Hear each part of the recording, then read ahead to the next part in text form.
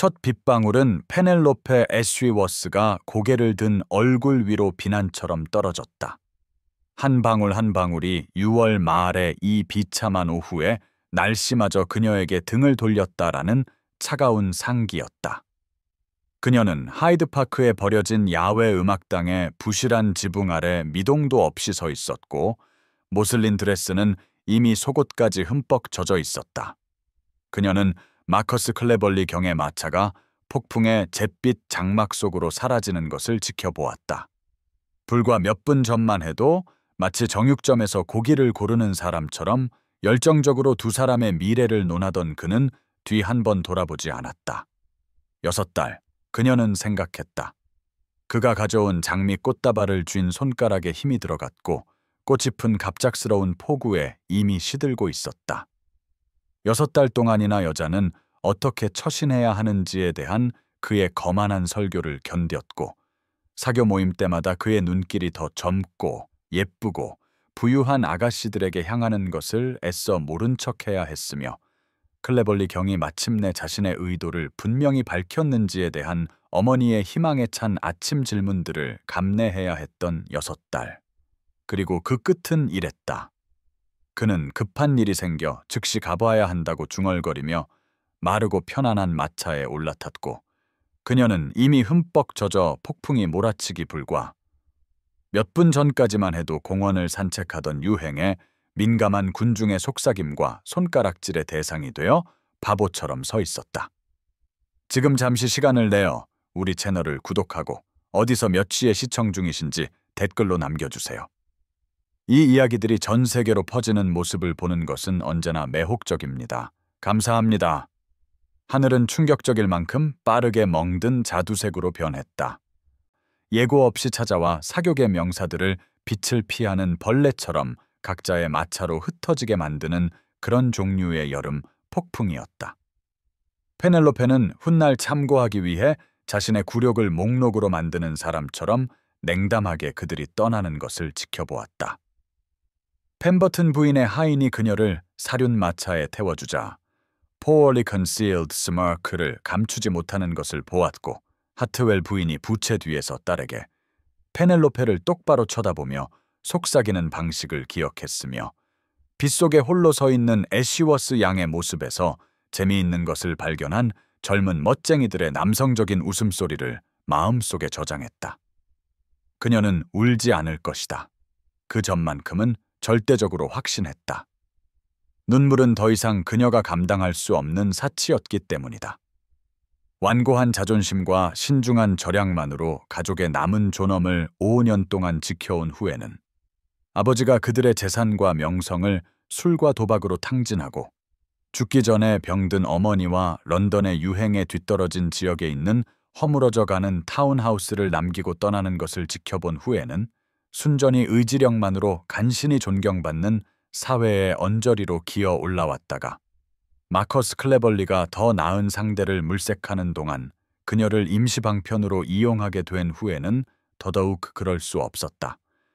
비는 흩뿌리던 빗방울에서 본격적인 폭우로 거세졌다. 그녀는 공원을 가로질러 울리는 천둥 소리를 들었고, 서펜타인 호수가 바람에 거친 작은 파도로 휘몰아치는 것을 보았으며, 버드나무가 어떤 광란에 발레를 추는 무용수처럼 휘고 흔들리는 것을 지켜보았다. 공원에 남아있던 몇 안 되는 양산들이 뒤집혀 주인에게 버려지는 것을, 햇볕에 데워진 길에 차가운 비가 부딪히자 김이 피어오르는 것을 목격했다. 그 모든 것을 겪는 동안 그녀는 움직이지 않았다. 움직인다는 것은 결정을 내려야 한다는 뜻이었고, 그녀는 아직 자신의 상황이 처한 현실적인 문제들을 마주할 준비가 되지 않았기 때문이다. 흠뻑 젖은 드레스를 입고 집까지 3마일을 걸어가야 하고, 그녀가 가진 유일하게 좋은 외출용 드레스는 수선 불가능할 정도로 망가졌으며, 이미 발 주위의 고인 물에 키드 가죽 반장화는 분명 망가졌을 것이다. 그리고 최악은 어머니에게 해야 할 설명이었다. 클레벌리 경이 자신들의 구원이라고 믿는 그들이 감당할 수 있는 소박한 결혼 피로연을 이미 계획하기 시작한 좋은 소식을 가지고 페넬로페가 돌아오기를 창가에서 기다리고 있을 희망에 찬 사랑하는 엄마. 불쌍한 애쉬워스 양. 근처 떡갈나무 아래 피신한 누군가가 말했다. 아버지의 스캔들에 이어 이제는 이것까지 절대로 평판을 회복하지 못할 거야. 그러자 다른 목소리가 악의적인 만족감으로 응수했다. 클레벌리 경은 처음부터 그녀에게 과분했어.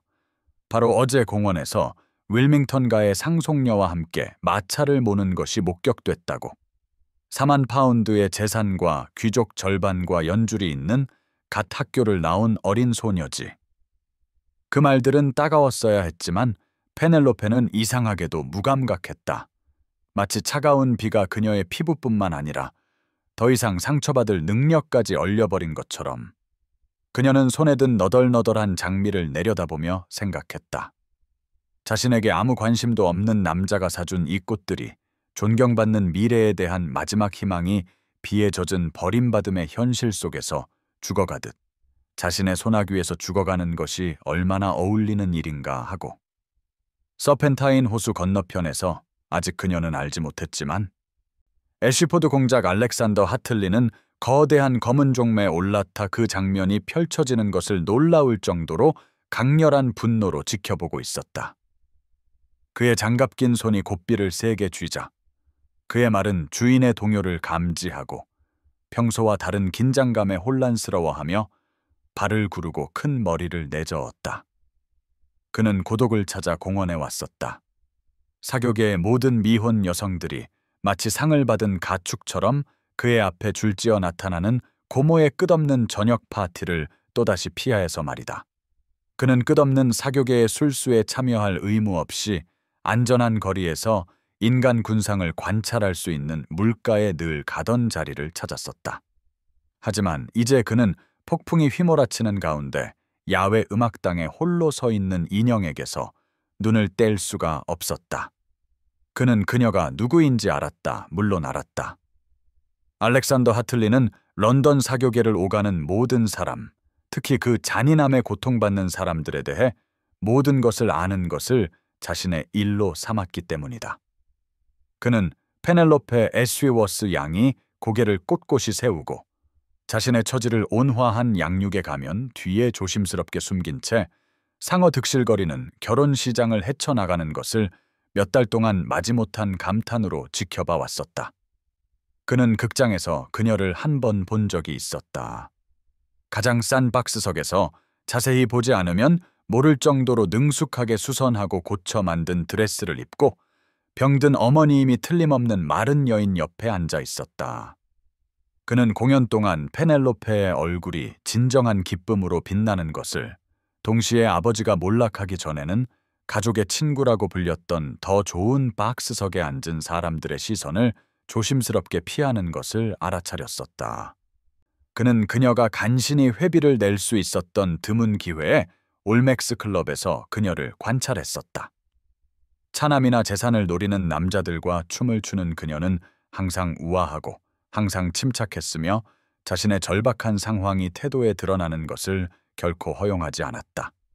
그는 덜 강한 사람이었다면 무너졌을 상황에도 꺾이지 않는 이 여성에게 존경에 가까운 감정을 느꼈었다. 그런데 이제 저 빌어먹을 멍청이 클레벌리가 폭풍 속에 그녀를 버리고 이 공개적인 굴욕으로 그녀를 갈갈이 찢어놓을 사람들의 악의적인 소문을 혼자 마주하게 내버려둔 것이다. 알렉산더는 이가 아플 정도로 턱을 꽉 다물고 그녀가 거기 서 있는 것을 지켜보았다. 도망치지도 울지도 않고 세상이 말 그대로 그녀 위로 비를 퍼붓는 동안에도 자신의 존엄을 지키고 있었다.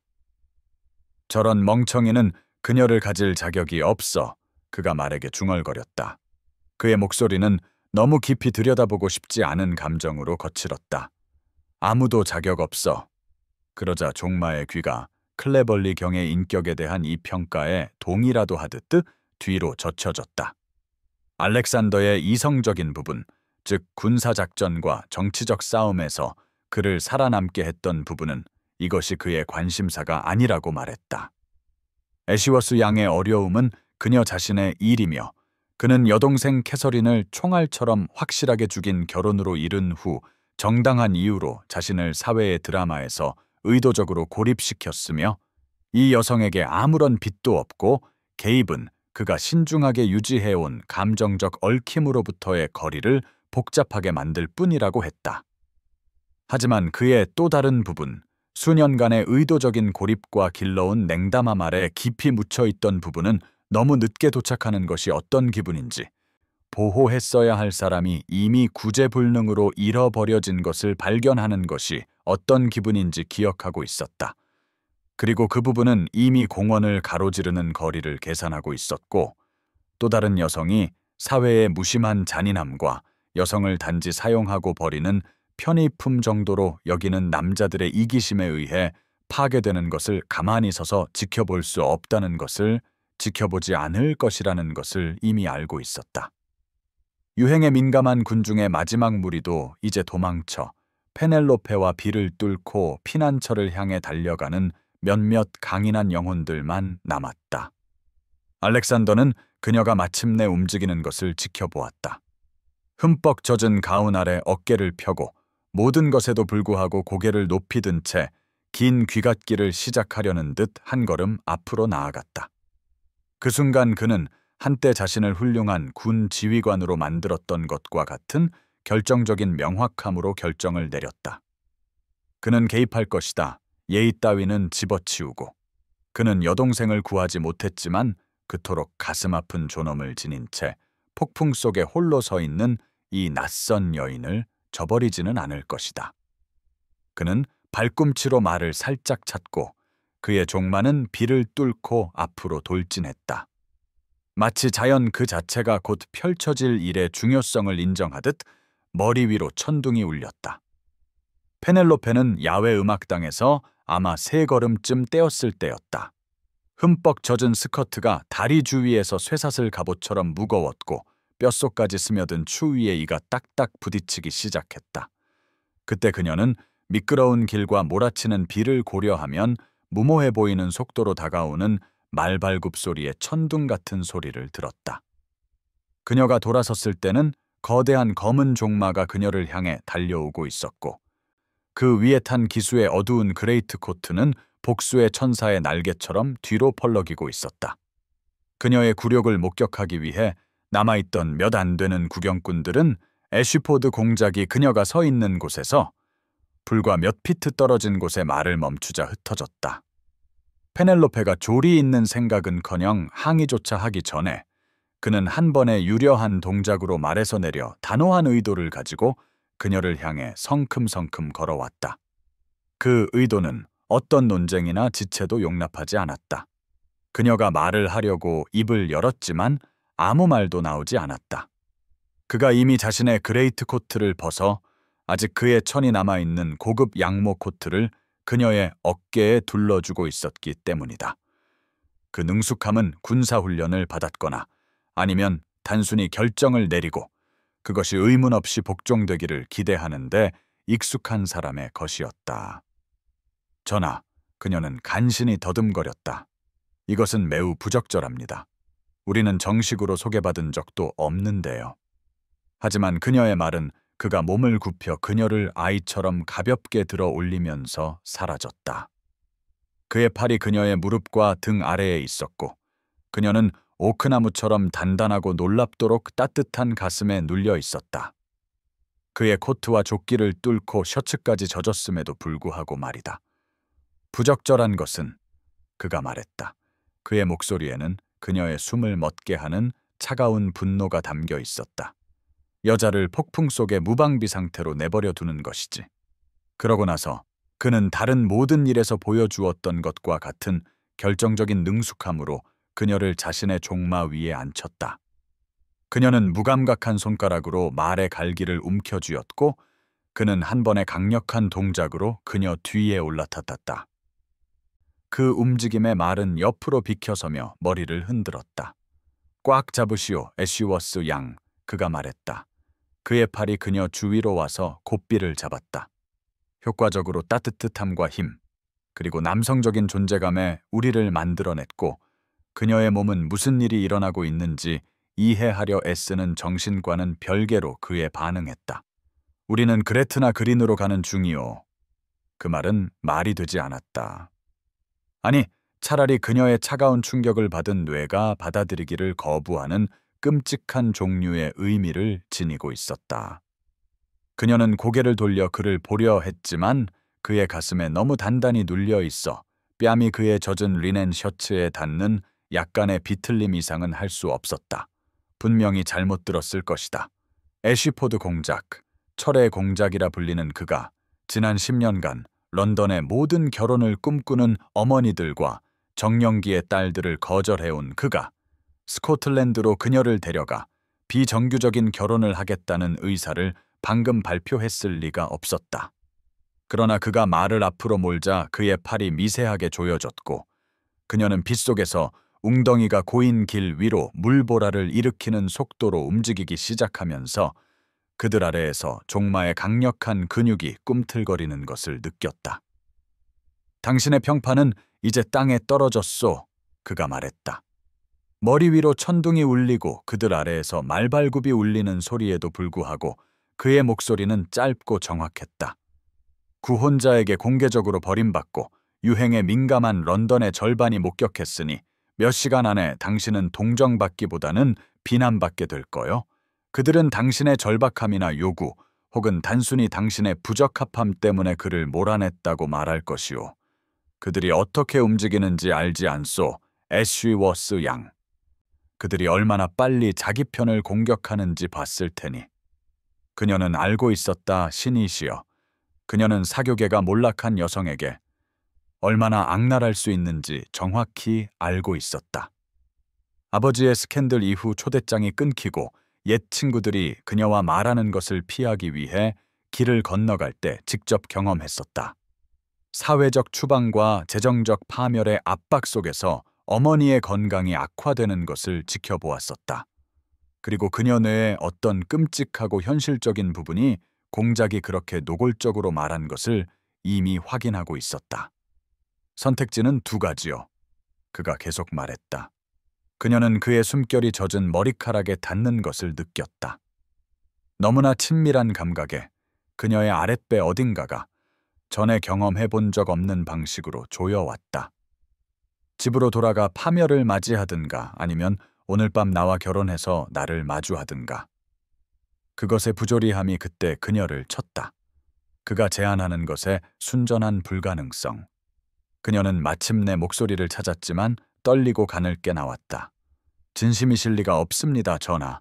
우리는 소개받은 적도 없어요. 이건 미친 짓입니다. 날씨를 얘기하듯 여자를 납치해서 결혼하겠다고 발표할 수는 없습니다. 필요한 모든 것을 알고 있소. 그가 대답했다. 그의 어조에는 그가 완전히 진심이라는 것을 깨닫게 하는 무언가가 있었다.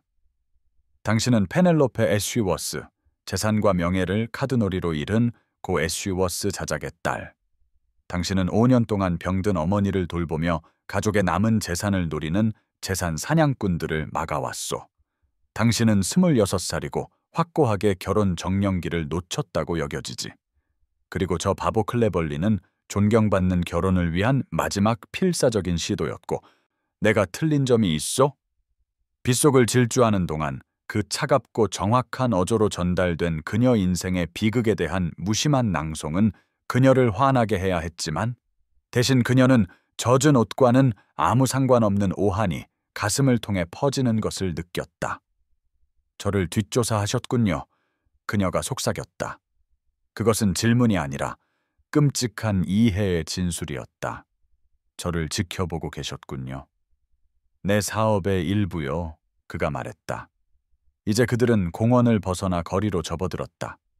폭풍 속에서도 몇몇 강인한 영혼들이 서둘러 지나갔지만 아내나 여동생으로 보이는 여자를 앞에 태운 말 탄 남자에게는 아무도 주의를 기울이지 않았다. 사회 잔인함으로 고통받는 사람들을 아는 것 말이오. 나는 클레벌리가 항상 더 부유한 상대를 곁눈질하며 당신에게 구애하는 것을 지켜봤소. 당신이 그의 거만함을 우아하게 견디는 것을, 그가 당신을 버리는 것을 지켜봤소. 나는 당신이 그것에 의해 파괴되는 것을 지켜보지 않을 것이오. 그래서 이것은 동정이군요. 그녀가 말했다. 추위와 충격, 그리고 그의 몸에 눌린 부분에서 퍼져나가는 이상한 온기에도 불구하고 등골이 굳어지는 것을 느꼈다. 동정심 때문에 저를 구해 주시는군요. 그의 팔이 그녀 주위를 조였다. 고통스럽지는 않았지만 분명한 강조를 담아서. 그가 말할 때 그의 목소리는 강철처럼 단단해졌다. 이것은 정의요, 그가 말했다. 그리고 아마도 자기 보존이겠지. 나는 34살이고 중매쟁이 어머니들을 물리치는 데 지쳤소. 당신은 보호와 지위가 필요하고 나는 시시한 대화로 나를 미치게 하지 않을 아내가 필요하오. 우리는 둘 다 현실적인 사람들이요. 애쉬워스 양. 이것은 현실적인 해결책이요.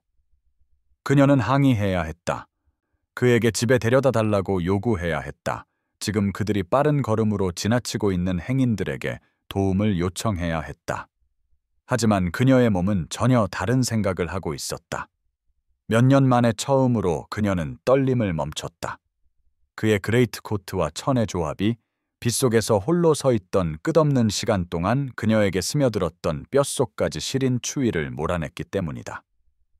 그녀의 일부는 자신이 겁에 질려야 한다는 것을, 이것이 바로 젊은 아가씨들에게 경고하는 그런 종류의 스캔들적인 상황이라는 것을, 이 미친 제안을 받아들이면 그녀를 알지도 못하고 분명히 사랑하지도 않는 남자에게 영원히 묶이게 될 것이라는 것을 인지했다.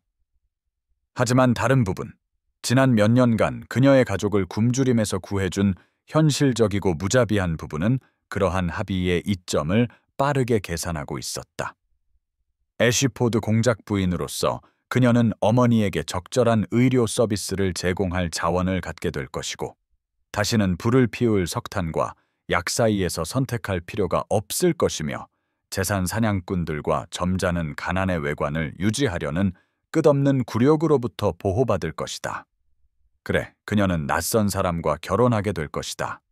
하지만 그것이 그녀를 2번 생각하지 않고 버릴 의지가 있음을 증명한 마커스 클레벌리와 결혼하는 것보다 정말로 더 나쁜가? 그들은 이제 그녀가 알아보는 거리를 지나고 있었다.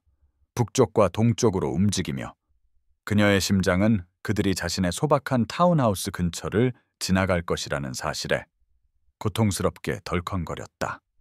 클레벌리 경의 청혼 소식을 기다리며 창가에 앉아있을 어머니가 있는 집을 바로 지나쳐갈 것이다. 그녀는 입을 열어 그에게 멈춰달라고, 적어도 자신이 안전하다는 소식이라도 전하게 해달라고 애원하려 했다. 하지만 그때 그녀의 거리 모퉁이가 다가오는 것을 보았고 공작은 말을 늦출 기미를 보이지 않았다. 그녀는 익숙한 철제 난간, 다시 칠할 여유가 없었던 무늬 벗겨진 페인트, 엄마가 쇼를 두르고 희망을 품고 앉아있을 응접실 창문을 볼 수 있었다. 페넬로페는 이 모든 악몽이 시작된 이후 처음으로 눈물이 핑 도는 것을 느꼈다. 어머니가 너무 걱정하실 것이기 때문이다. 기다리고 또 기다리다 결국 남은 유일한 하인을 보내 문의하게 할 것이다.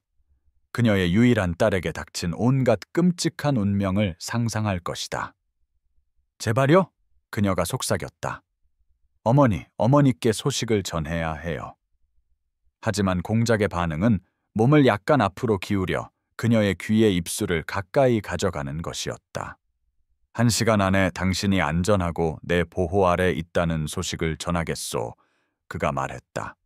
그녀는 그의 가슴에 눌린 등을 통해 그의 말의 진동을 느꼈다. 내 주치의를 보내 그녀를 돌보게 하고 하인들을 보내 그녀의 편안함을 보장하겠소. 그녀는 아무것도 부족하지 않을 것이요. 약속하지. 하지만 지금 멈출 수는 없소. 우리가 지체하는 매 순간이 누군가 우리를 알아보고 개입하려 할 위험을 증가시키기 때문이요. 그것의 현실성, 그가 이런 세부 사항까지 생각했다는 명백한 증거는 그녀를 안심시켜야 했지만 대신 그것은 그가 이 개입을 얼마나 철저하게 계획했는지, 얼마나 오랫동안 기회를 엿보며 기다려왔는지 깨닫게 했다. 그녀는 그 함의에 감사해야 할지 아니면 두려워해야 할지 알 수 없었다.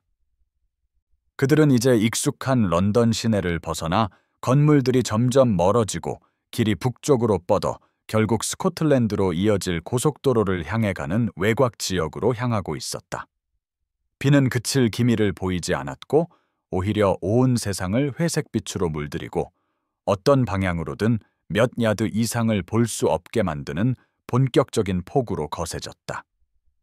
그녀는 충격에서 오는 고조된 지각력으로 작은 세부 사항들을 인지하게 되었다.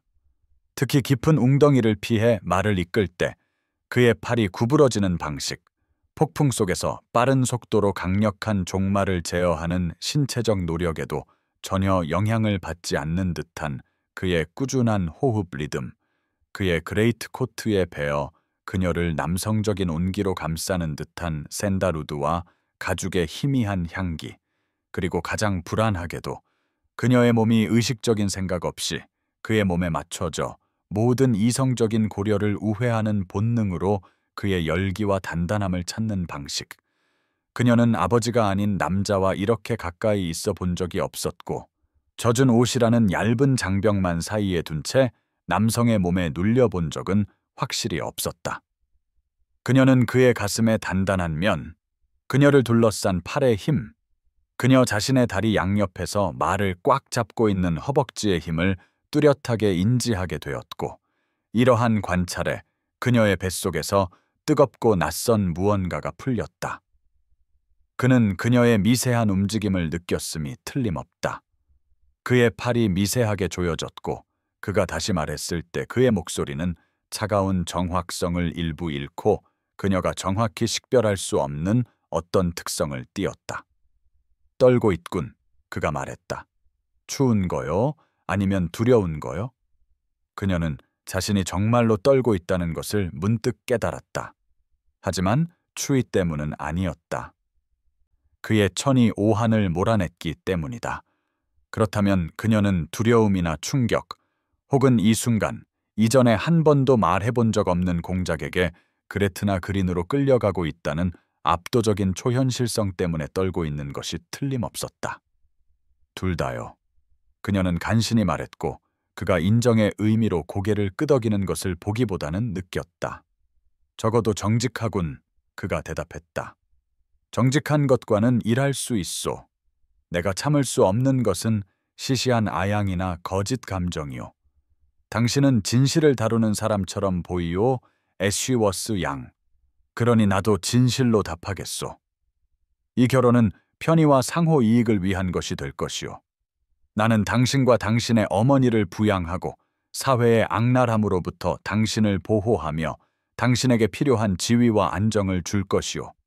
그 대가로 당신은 나의 공작 부인이 되어 내 집안을 관리하고 필요한 사교 행사에서 내 곁에 나타나며 신중함과 예의를 지키는 한 당신이 원하는 대로 당신의 삶을 살게 될 것이오. 그의 제한된 합의의 냉정한 성격은 그녀를 안심시켜야 했고 이것을 단순한 사업 거래처럼 보이게 했어야 했다. 하지만 대신 그녀는 그가 애정이나 동반자 관계의 가능성을 무심코 일축하는 것에 이상하게 상처받았다. 마치 아내를 맞는 것이 아니라 가정부를 고용하는 것처럼 말이다. 아이들은요? 그녀는 자신이 묻는 소리를 들었다. 후계자는요?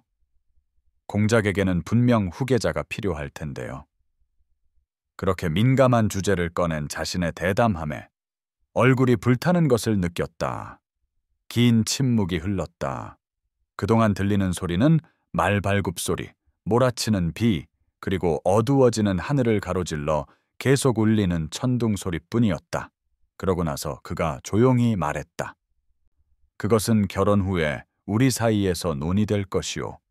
당신이 원하지 않는 것을 요구하지는 않겠소. 하지만 그렇소. 결국 나는 후계자가 필요할 것이오. 그 함의는 말없이 무거운 의미를 담고 그들 사이에 걸려 있었다. 이 현실적인 합의가 언젠가는 가장 친밀한 행위를 요구하게 될 것이라는 인정. 페넬로페는 이 낯선 남자, 이 차갑고 정확한 공작이 그녀 자신의 생각 속에서만 막연하게 상상해 본 방식으로 그녀를 만질 것이라는 생각에 숨이 멎는 것을 느꼈다. 그들은 이제 런던을 완전히 뒤로 하고 북쪽 길을 따라 달리고 있었다. 낮은 폭풍 속에서 특유의 잿빛 황혼으로 변해가고 있었다. 그녀는 충격을 뚫고 나오는 명확함으로 이것이 돌아올 수 없는 지점이라는 것을 깨달았다. 일단 시골로 들어서면 되돌아갈 수 없고 마음을 바꿀 수 없으며 점잖은 가난과 줄어드는 전망의 옛삶으로 돌아갈 수 없다는 것을. 그리고 그녀는 아마도 30초 안에 그녀의 전 생애에서 가장 중요한 결정을 내려야 했다.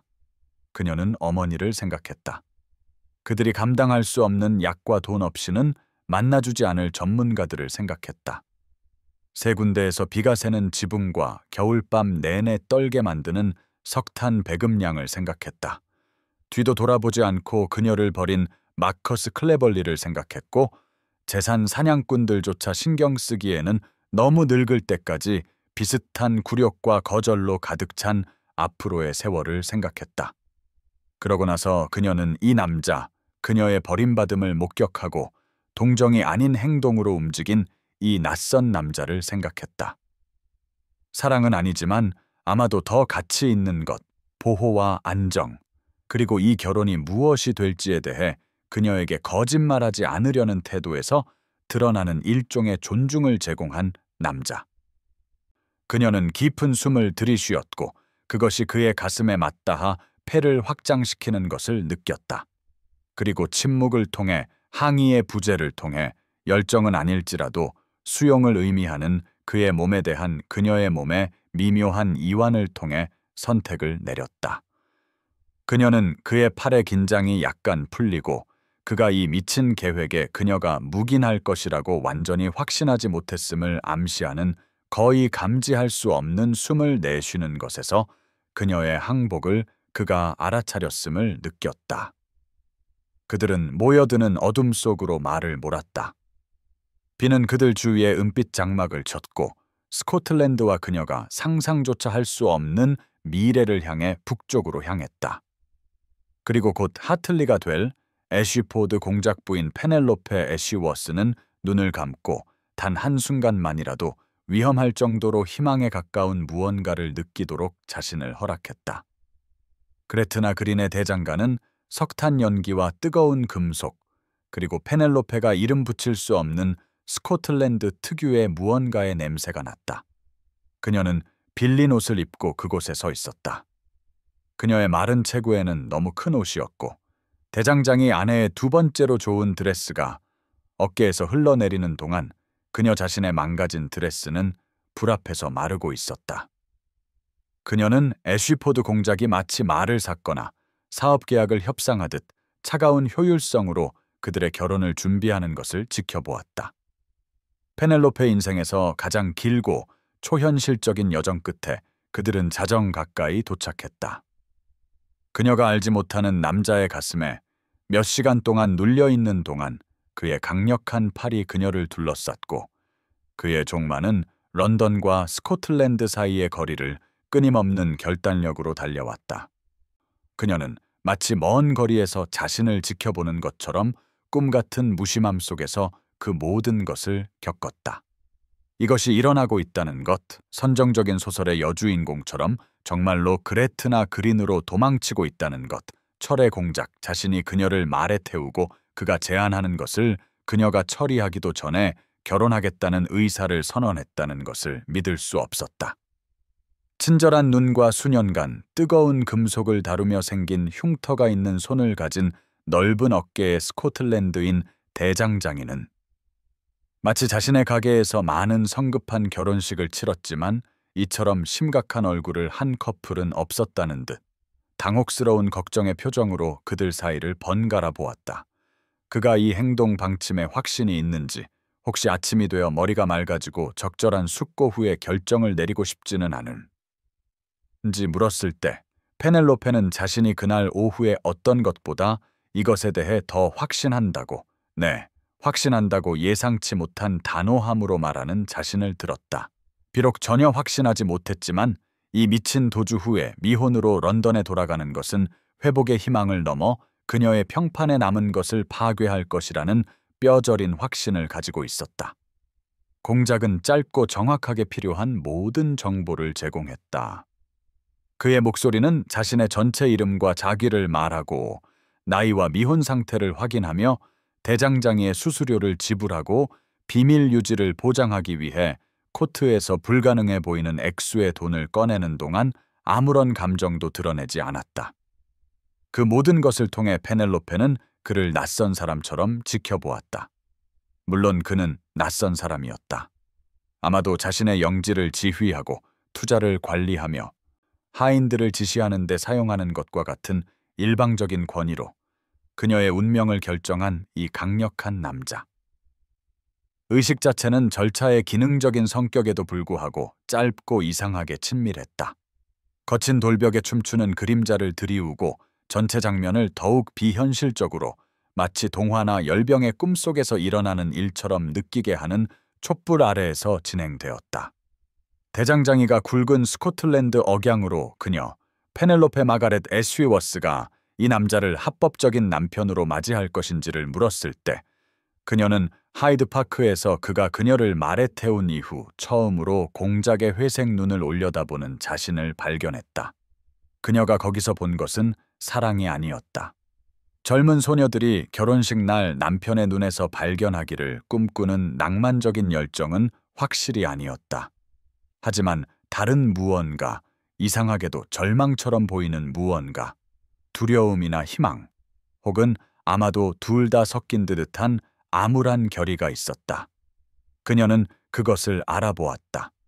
그녀 자신의 가슴 속에서도 같은 혼란스러운 감정의 뒤엉킴이 요동치고 있었기 때문이다. 아래에 무엇이 기다리고 있는지 확신 없이 함께 절벽에서 뛰어내리고 있다는 끔찍한 인식. 네. 그녀는 모든 것에도 불구하고 흔들리지 않는 목소리로 말했다. 그리고 몇 분 후 그의 깊은 목소리가 그 말을 되풀이하는 것을 들었고 그 목소리는 예상치 못한 전율을 그녀의 등골을 따라 보냈다. 그러고 나서 그들은 대장장이와 그의 아내를 증인으로 등록부에 서명하고 있었다. 종이에 펜이 긁히는 소리가 왠지 타오르는 불보다 더 크게 들려 그것을 현실로 합법적인 것으로 돌이킬 수 없는 것으로 만들었다. 그녀는 이제 공작 부인이었다.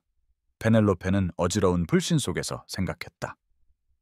애쉬포드 공작 부인, 영국에서 가장 강력한 자기 중 하나. 그리고 그녀는 신중한 사회적 책략이나 유리한 가문 연주를 통해서가 아니라 오늘까지 한 번도 말해본 적 없는 남자의 충동적인 결정을 통해 그것을 성취했다. 그녀의 굴욕을 보고 몇 시간 만에 그들 두 사람의 삶을 뒤집어 엎는 것으로 응답한 남자. 그들이 방을 잡은 여관은 단순하고 깨끗했으며 대북부 도로를 여행하는 여행객들을 위한 그런 종류의 점잖은 숙소였다. 페넬로페는 여관 주인의 아내가 자신을 돌보며 뜨거운 차를 가져오고 젖은 옷을 입고 긴 여정을 한 후의 건강을 걱정하는 것을 어렴풋이 인지했지만 그녀는 물속의 여자처럼 이런 관심 속을 헤쳐나갔다. 작은 개인 응접실에서 공작과 단둘이 있게 될 때까지 자신의 상황의 현실과 완전히 교감할 수 없었다. 벽난로에는 불이 타오르고 있었고 마침내 그친 비는 바깥 세상을 신선하고 새로운 냄새로 남겼다. 그는 여전히 여행에 지친 옷을 입고 불에 등을 대고 서 있었다. 그녀는 그가 자신만큼이나 지쳐 보인다는 것을 깨달았다. 그의 얼굴은 피로와 다른 무언가, 불확실성이나 후회일지도 모르는 무언가로 지쳐 있었다. 그가 말했을 때 그의 목소리는 의식 때보다 더 거칠고 덜 통제되어 있었다. 내가 왜 이렇게 했는지 설명해야겠소. 그가 말했다. 그녀는 그가 어디서부터 시작해야 할지 힘들어하는 것처럼 보이는 것을 지켜보았다. 그토록 결정적인 권위로 그녀의 운명을 지휘했던 이 남자가 이제 흔들리는 불빛 속에서 거의 취약해 보였다. 마침내 말이 나왔을 때 그들은 그녀 자신의 문제들을 거의 작게 보이게 만드는 비극의 그림을 그렸다. 그의 여동생 캐서린, 그는 그녀에게 말했다. 세상의 모든 좋은 것을 다 가진 사람이었다라고. 보호받는 환경에서 자란 어린 소녀들이 흔히 그렇듯 친절하고 온화하며 사람을 믿었고 최악의 대우를 받을 때조차 사람들의 좋은 점을 믿었다. 그리고 그들의 아버지, 옛 공작은 캐서린의 행복이나 안전은 고려하지 않은 채 정치적 동맹과 재정적 이익을 위해 선택된 남자에게 18살에 그녀를 결혼으로 팔아버렸다. 캐서린의 남편 알렉산더는 거의 통제되지 않는 분노가 목소리에 진동하며 말했다. 마레타카나 하누버레스. 친절하지 않았다고. 그가 말할 수 없거나 말하지 않으려는 공포를 암시하는 대단한 절제된 표현이었다. 2년 전 알렉산더가 연대에서 복무 중일 때 캐서린이 유산의 합병증으로 사망했다는 소식이 그에게 전해졌다. 그가 임무를 버리고 집으로 달려갈 수 있었을 때 그녀는 이미 묻혔고, 그는 그녀의 장례식에도 3일 늦게 도착하여 그녀가 가장 필요로 할 때 그녀를 보호하지 못했다라는 것을 알면서 그녀의 무덤에 서 있을 수밖에 없었다. 나는 그날 맹세했소. 그가 마치 불꽃 속에서 그 무덤가의 장면이 펼쳐지는 것을 보는 듯 불을 응시하며 말했다. 다시는 그런 고통을 막을 힘이 있다면 주저없이 그 힘을 사용하겠다라고. 누군가가 사회의 잔인함과 여성을 자신의 이익을 위해 거래되는 상품 정도로 여기는 남자들의 이기심에 의해 파괴되는 것을 가만히 지켜보지 않겠다라고. 그래서 제가 당신의 속죄군요. 페넬로페는 자신이 말하는 소리를 들었다. 말이 튀어나오기 전에 막을 수 없었다. 그녀를 구하지 못한 것을 속죄하기 위해 저를 구하셨군요. 그녀는 그가 이것을 확인하기를 자신이 단지 그의 죽은 여동생의 대리인일 뿐이며 자선적인 개입을 통해 그의 죄책감을 덜어주는 방법일 뿐이라고 인정하기를 기다렸다. 하지만 대신 그는 완전히 그녀를 마주 보았고 촛불 아래에서 그녀는 그의 회색 눈의 강렬함을 볼 수 있었다. 그가 그들 사이에 일어난 일에 대한 그녀의 이해를 뒤흔드는 무언가를 말했다. 당신은 나의 선택이요. 그가 그녀에게 말했다. 아마도 캐서린이 죽은 이후 내가 자유롭게 내린 첫 번째 선택일 것이요. 나는 당신을 선택했소, 페넬로페. 당신이 적합하거나 편리해서가 아니라 비가 오는 가운데 울기를 거부하고 세상이 당신을 버리는 동안 당신의 존엄을 지키는 것을 보았을 때 나는 구할 가치가 있는 사람, 사회가 제공하는 것보다 더 나은 대우를 받을 자격이 있는 사람, 덜 강한 사람이었다면 부서졌을 것을 살아남을 힘을 가진 사람을 보았기 때문이요. 그 말들은 어떤 결혼 서약보다 더 친밀하게 그들 사이에 공중에 떠 있었다. 페넬로페는 그 지혜를 고려하기 전에 그러면 전하는 무엇을 받을 자격이 있으신가요? 라고 묻는 자신을 발견했다. 마치 아무도 그에게 그런 질문을 한 적이 없는 것처럼, 마치 그의 자신의 필요와 욕망이 의무와 죄책감 아래 너무나 잠식되어 그가 자신을 위해 무언가를 원할 자격이 있다는 것을 잊어버린 것처럼 그의 얼굴에 놀라움이 스치는 것을 지켜보았다. 한동안 그것을 고려해 본 적이 없소. 그는 긴 침묵 후에 인정했다. 그의 표정에는 거의 길을 잃은 듯한 무언가가 있어. 페넬로페의 마음은 자신의 처지에 갇혀 있는 것처럼 보이는 이 강력한 남자를 위해 아팠다. 둘 다 이 미친 결혼을 통해 탈출을 모색하고 있었고 그것이 그들의 구원이 될지 파멸이 될지 모를 일이었다. 그 순간은 그들 사이에 연약하고 망설임 가득하게 펼쳐져 있었다. 마침내 그는 자신을 추스르는 듯했고 다시 한번 그들의 도주를 지휘했던 결정적인 공작이 되어 그가 2개의 방을 확보하는 배려를 했으며 그녀가 사생활과 쉴 시간을 가질 것이며 그녀의 어머니는 즉시 모셔와 최고의 의료 서비스가 제공되는 그의 런던 저택에 머물게 될 것이며 그녀는 오늘 밤이나 그녀가 준비될 때까지의 어떤 밤에도 예의나 기대에 대해 걱정할 필요가 없다고 알렸다. 각자의 방으로 헤어지기 전에 그는 놀라울 정도로 부드럽게 그녀의 손을 잡았다. 다른 모든 것을 그렇게 단호한 권위로 다루었던 이 남자가 그것을 입술로 가져가 키스하는 제스처는 의례적으로 느껴졌어야 했지만 대신 그녀의 차가운 몸에 온기를 퍼뜨렸다. 그는 그녀의 손등에 대고 속삭였다. 결코 당신을 버리지 않겠소, 전하. 이 결혼이 어떻게 되든 그것에 대해 내 말을 믿으시오. 그녀는 논리를 거스르는 절대적인 확신으로 그를 믿었다. 그녀의 방에서 하얀 리넨과 어두운 스코틀랜드 시골을 내려다보는 창문이 있는 단순하고 깨끗한 방에서 페넬로페는 마침내 마커스 클레벌리의 마차가 빗속으로 사라진 이후 억누르고 있던 모든 감정을 느끼도록 자신을 허락했다. 그녀는 울었다. 슬픔과는 아무 관련이 없고 누군가 개입했다는 압도적인 안도감.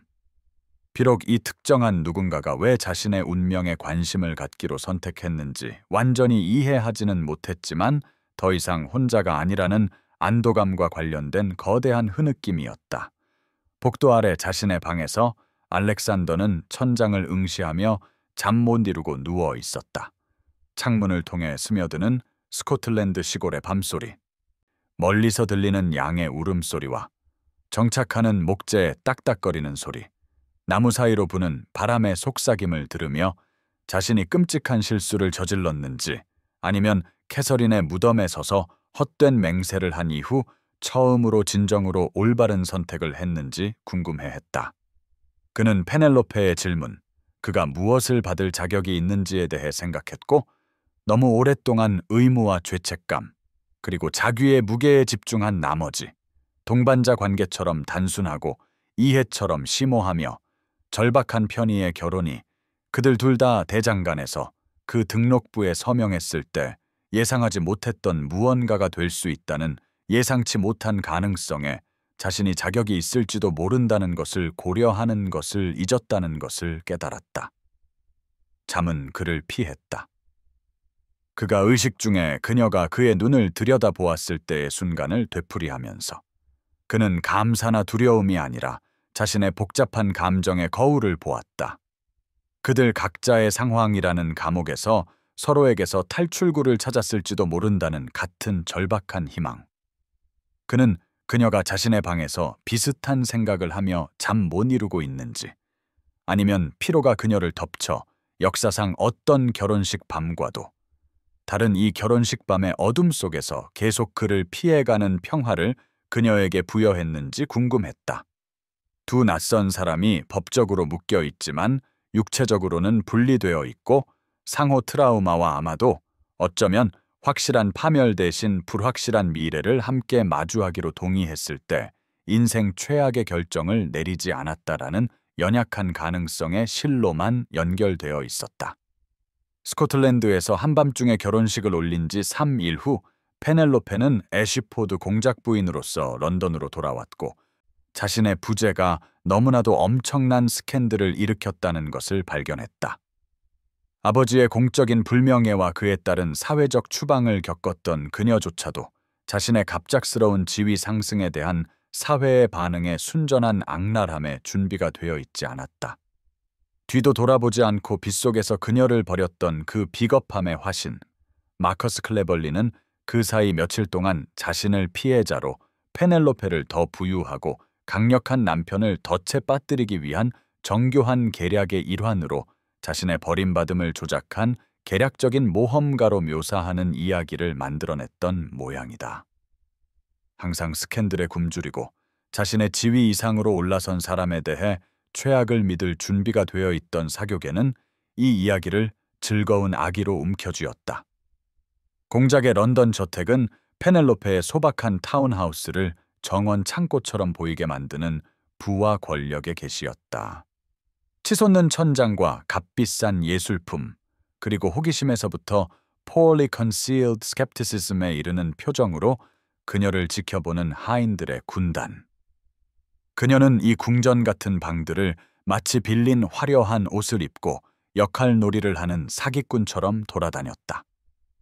결혼 등기부가 무엇을 주장하든 결코 진정으로 그녀의 것이 될 수 없는 것들에 둘러싸여서 그녀의 어머니는 정원이 내려다 보이는 창문이 있는 2층의 아름다운 스위트룸에 머물게 되었고 간호사의 보살핌을 받으며 런던 최고의 의사에게 매일 진료를 받았다. 페넬로페가 돌아온 첫날 아침 어머니를 보러 갔을 때 엄마는 몇 년 만에 가장 좋아 보였다.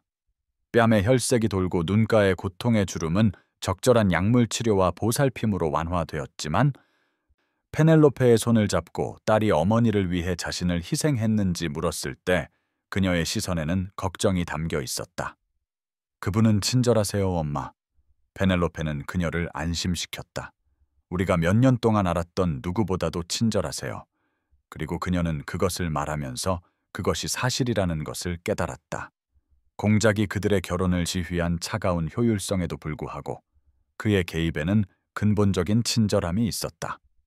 그녀의 어머니를 돌보겠다는 약속, 결혼식 밤에 별도의 방을 확보한 것, 그녀의 곁에 있는 것 외에는 그녀에게 아무것도 요구하지 않은 방식에서 공작이 그의 새로운 공작 부인을 소개하기 위해 주최한 무도회는 계산된 사회적 전쟁의 실습이었다.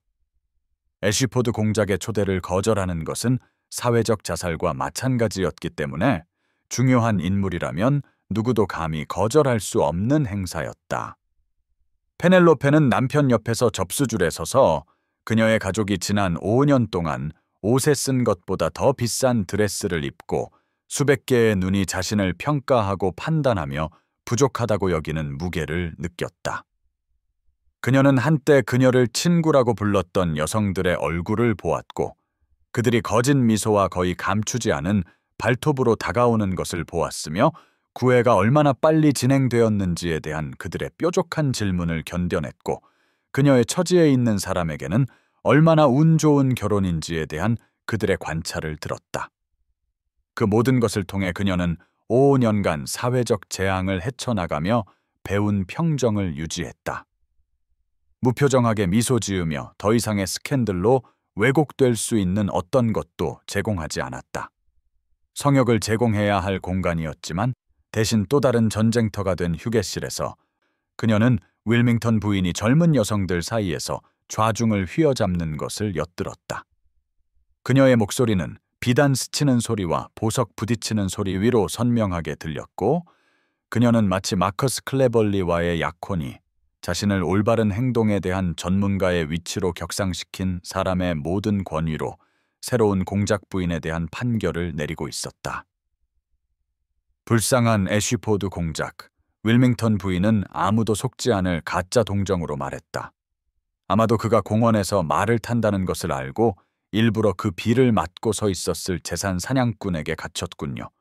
그렇게 노골적으로 계산적인 사람이라도 공영에 처한 처녀의 매력에 저항할 남자가 어디 있겠어요. 다른 여성들은 동의하는 소리를 냈고 페넬로페는 문 바로 바깥에서 얼어붙어 서 있었다. 그녀의 손은 비싼 드레스의 주름 속에서 꽉 쥐어졌다. 그녀는 물러설 수도 있었고 아마도 그래야 했을 것이다. 듣지 못한 척하고 더 많은 가십거리를 낳을 뿐인 대립을 피할 수도 있었다. 하지만 그녀의 가슴 속에서 단단하고 격렬한 무언가가 솟아올랐다. 하이드파크에서 사회가 그녀를 버리는 동안 끝없는 시간 동안 그녀를 서 있게 했던 것과 같은 강철이었다. 그녀는 고개를 높이 들고 얼음으로 조각한 듯한 표정으로 방 안으로 걸어 들어갔다. 당신들은 나를 마커스 클레벌리 같은 남자와 결혼할 여자들의 좋은 평판이 필요한 사람으로 착각하고 있군요. 그녀는 갑작스러운 침묵 속으로 말했다. 그녀의 목소리는 절제된 어조에도 불구하고 칼날의 날카로움을 담고 있었다. 그를 가진 것을 축하해요, 윌밍턴 부인. 당신들은 서로에게 딱 맞아요. 그가 악천 후에 당신을 버리지 않기를 바라지만 그의 성격을 고려할 때 튼튼한 우산에 투자하는 것을 조언하겠어요. 그들의 얼굴에 나타난 충격은 만족스러웠지만 페넬로페는 그것을 음미하기 위해 기다리지 않았다. 그녀는 돌아서서 심장이 두근거리고 마침내 그녀 가족의 몰락에 대해 속삭이면서 동정하는 척했던 사람들에게 반격한 흥분으로 손이 떨리는 채로 무도회장으로 돌아갔다. 그녀는 붐비는 무도회장 건너편에서 공작이 지켜보고 있다는 것을 보지 못했다. 그가 전체 교환을 목격했다는 것을 그녀의 안부를 확인하려는 막연한 의도로 그녀를 따라 휴게실까지 갔다가 대신 그녀가 자신을 변호하는 것을 듣게 되었다는 것을 몰랐다.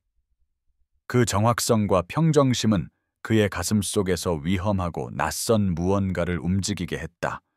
그것은 불편할 정도로 자부심과 감탄이 섞인 느낌이었고 그 모든 것 아래에는 그들의 현실적인 합의에 어울리지 않는 따뜻한 애정이 있었다. 그날 밤 손님들이 마침내 떠나고 하인들이 무도회의 증거를 치운 후 페넬로페는 공작의 서재로 소환되었다. 가죽과 어두운 나무, 그리고 담배와 오래된 종이 냄새가 나는 바닥에서 천장까지 닿는 책장으로 이루어진 남성적인 공간이었다.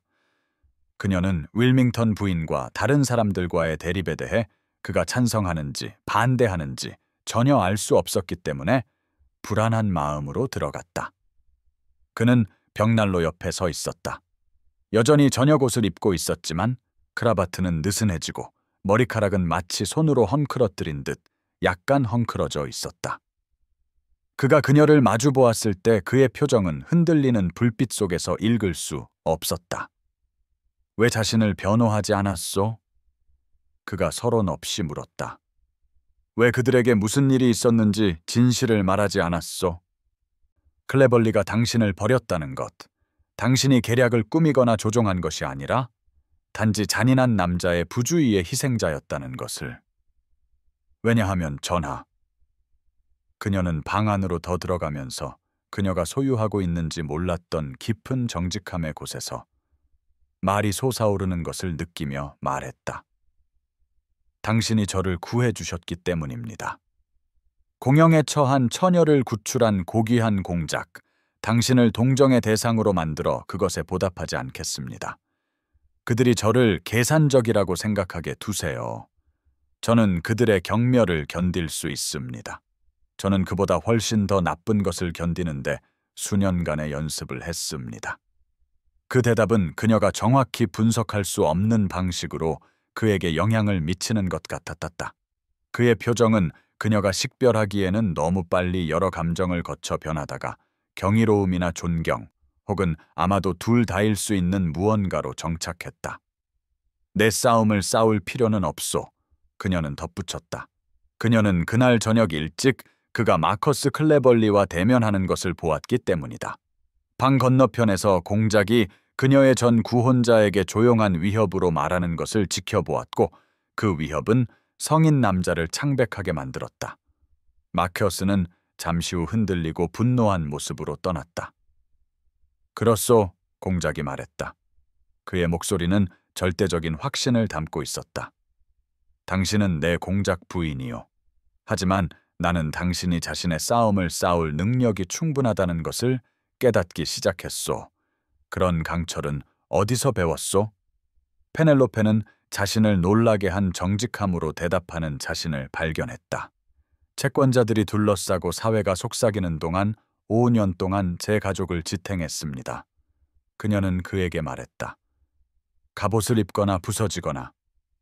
저는 갑옷을 선택했습니다. 그녀는 그의 회색 눈에서 이해심이 스치는 것을 보았고 그는 천천히 고개를 끄덕였다. 나도 갑옷을 선택했소. 그가 인정했다.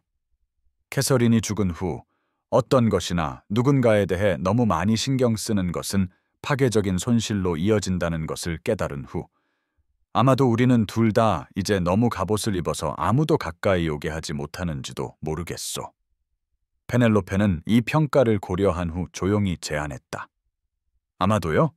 아니면 그것 때문에 서로를 이해하는지도 모르죠. 아마도 자신을 보호하는 법을 배운 두 사람이 갑옷이 왜 필요한지 알기 때문에 정확히 서로를 신뢰하는 법을 배울 수 있을지도 모릅니다. 대화는 늦은 밤까지 이어졌고 집안이 잠든 후 그의 서재에서 만나는 습관이 되었다. 그는 부적절함에도 불구하고 그녀에게 브랜디를 따라 주었고 그들은 마치 조약을 협상하는 두 장군처럼 벽난로 양쪽에 앉아 정치에서 철학, 그리고 각자의 슬픔과 상실, 생존 경험에 이르기까지 모든 것을 논의했다. 그는 이 만남의 두 번째 밤에 그녀에게 초상화 갤러리를 보여주었다. 때로는 신랄하고 때로는 그리움에 찬 해설과 함께 그의 가족사를 안내했다. 그들이 친절한 눈과 온화한 미소를 가진 젊은 여성의 그림 앞에 멈췄을 때 페넬로페는 말해주지 않아도 이것이 캐서린이라는 것을 알았다. 그녀는 내가 보호했어야 할 모든 것이었소. 공작이 말했다. 그의 여동생의 그려진 얼굴을 너무나도 생생한 슬픔의 표정으로 응시하고 있어서 페넬로페는 동정심에 목이 매는 것을 느꼈다. 그녀는 사람들이 그렇게 하지 않을 모든 이유를 주었을 때조차 사람들의 선함을 믿었소. 그녀는 자신이 먼저 친절하면 세상도 친절할 것이라고 믿었소. 그리고 그것이 그녀를 파괴했소. 그 믿음이 그녀를 파괴했소. 그들은 초상화 앞에서 침묵 속에 서 있었다. 페넬로페는 자신도 모르게 손을 뻗어 그의 손을 잡았다. 그들 둘 다를 놀라게 한 위로의 제스처였다. 그는 손을 빼지 않고 대신 그녀의 손가락을 마치 거친 바다의 닷처럼 꽉 잡았다. 다음 며칠 동안 그들 사이에 작은 친밀함이 생겨나기 시작했다. 근접성과 공유된 경험에서 오는 그런 종류의 무의식적인 친숙함. 그는 함께 걸을 때 자연스럽게 그녀의 팔을 잡기 시작했고 등의 작은 부분에 손을 얹어 방을 안내했다. 그녀는 그들의 초기 상호작용을 특징지었던 움찔하는 인식 없이 그의 접촉을 받아들이는 자신을 발견했다. 그들은 붐비는 방을 가로지르는 시선의 언어를 개발했고 눈썹을 치켜 올리거나 약간의 미소만으로 전체 대화를 전달할 수 있었다.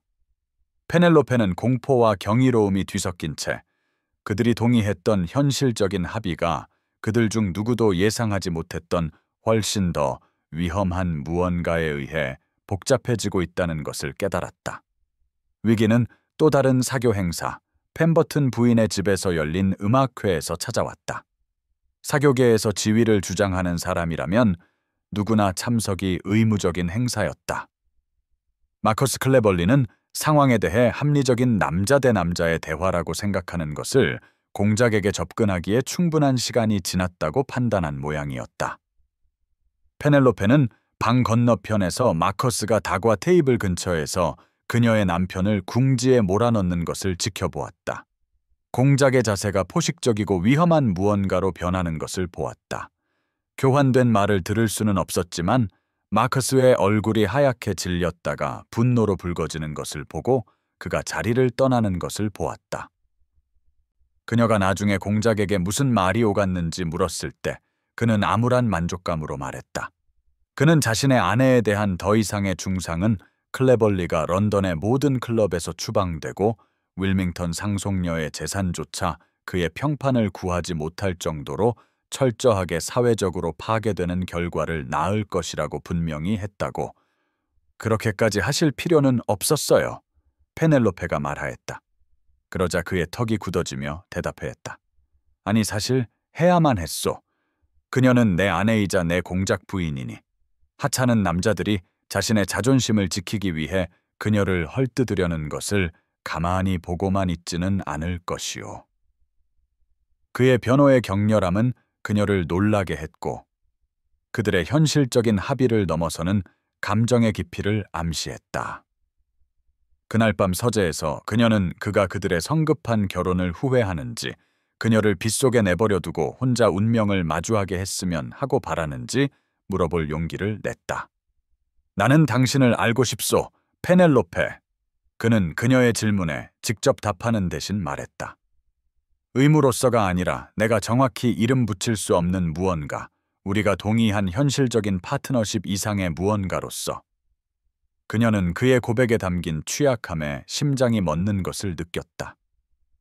나도 그걸 원해요. 그녀는 속삭였다. 비록 그것이 그녀를 두렵게 했지만 원하는 것은 항상 그녀의 경험상 실망으로 이어졌고 항상 상실과 고통, 그리고 희망은 그녀가 감당할 수 없는 사치라는 쓰라린 인식으로 귀결되었기 때문이다. 하지만 아마도 그녀는 그의 충동적인 구출로 그녀의 삶을 뒤집어 엎은 이 복잡한 남자를 보며 생각했다.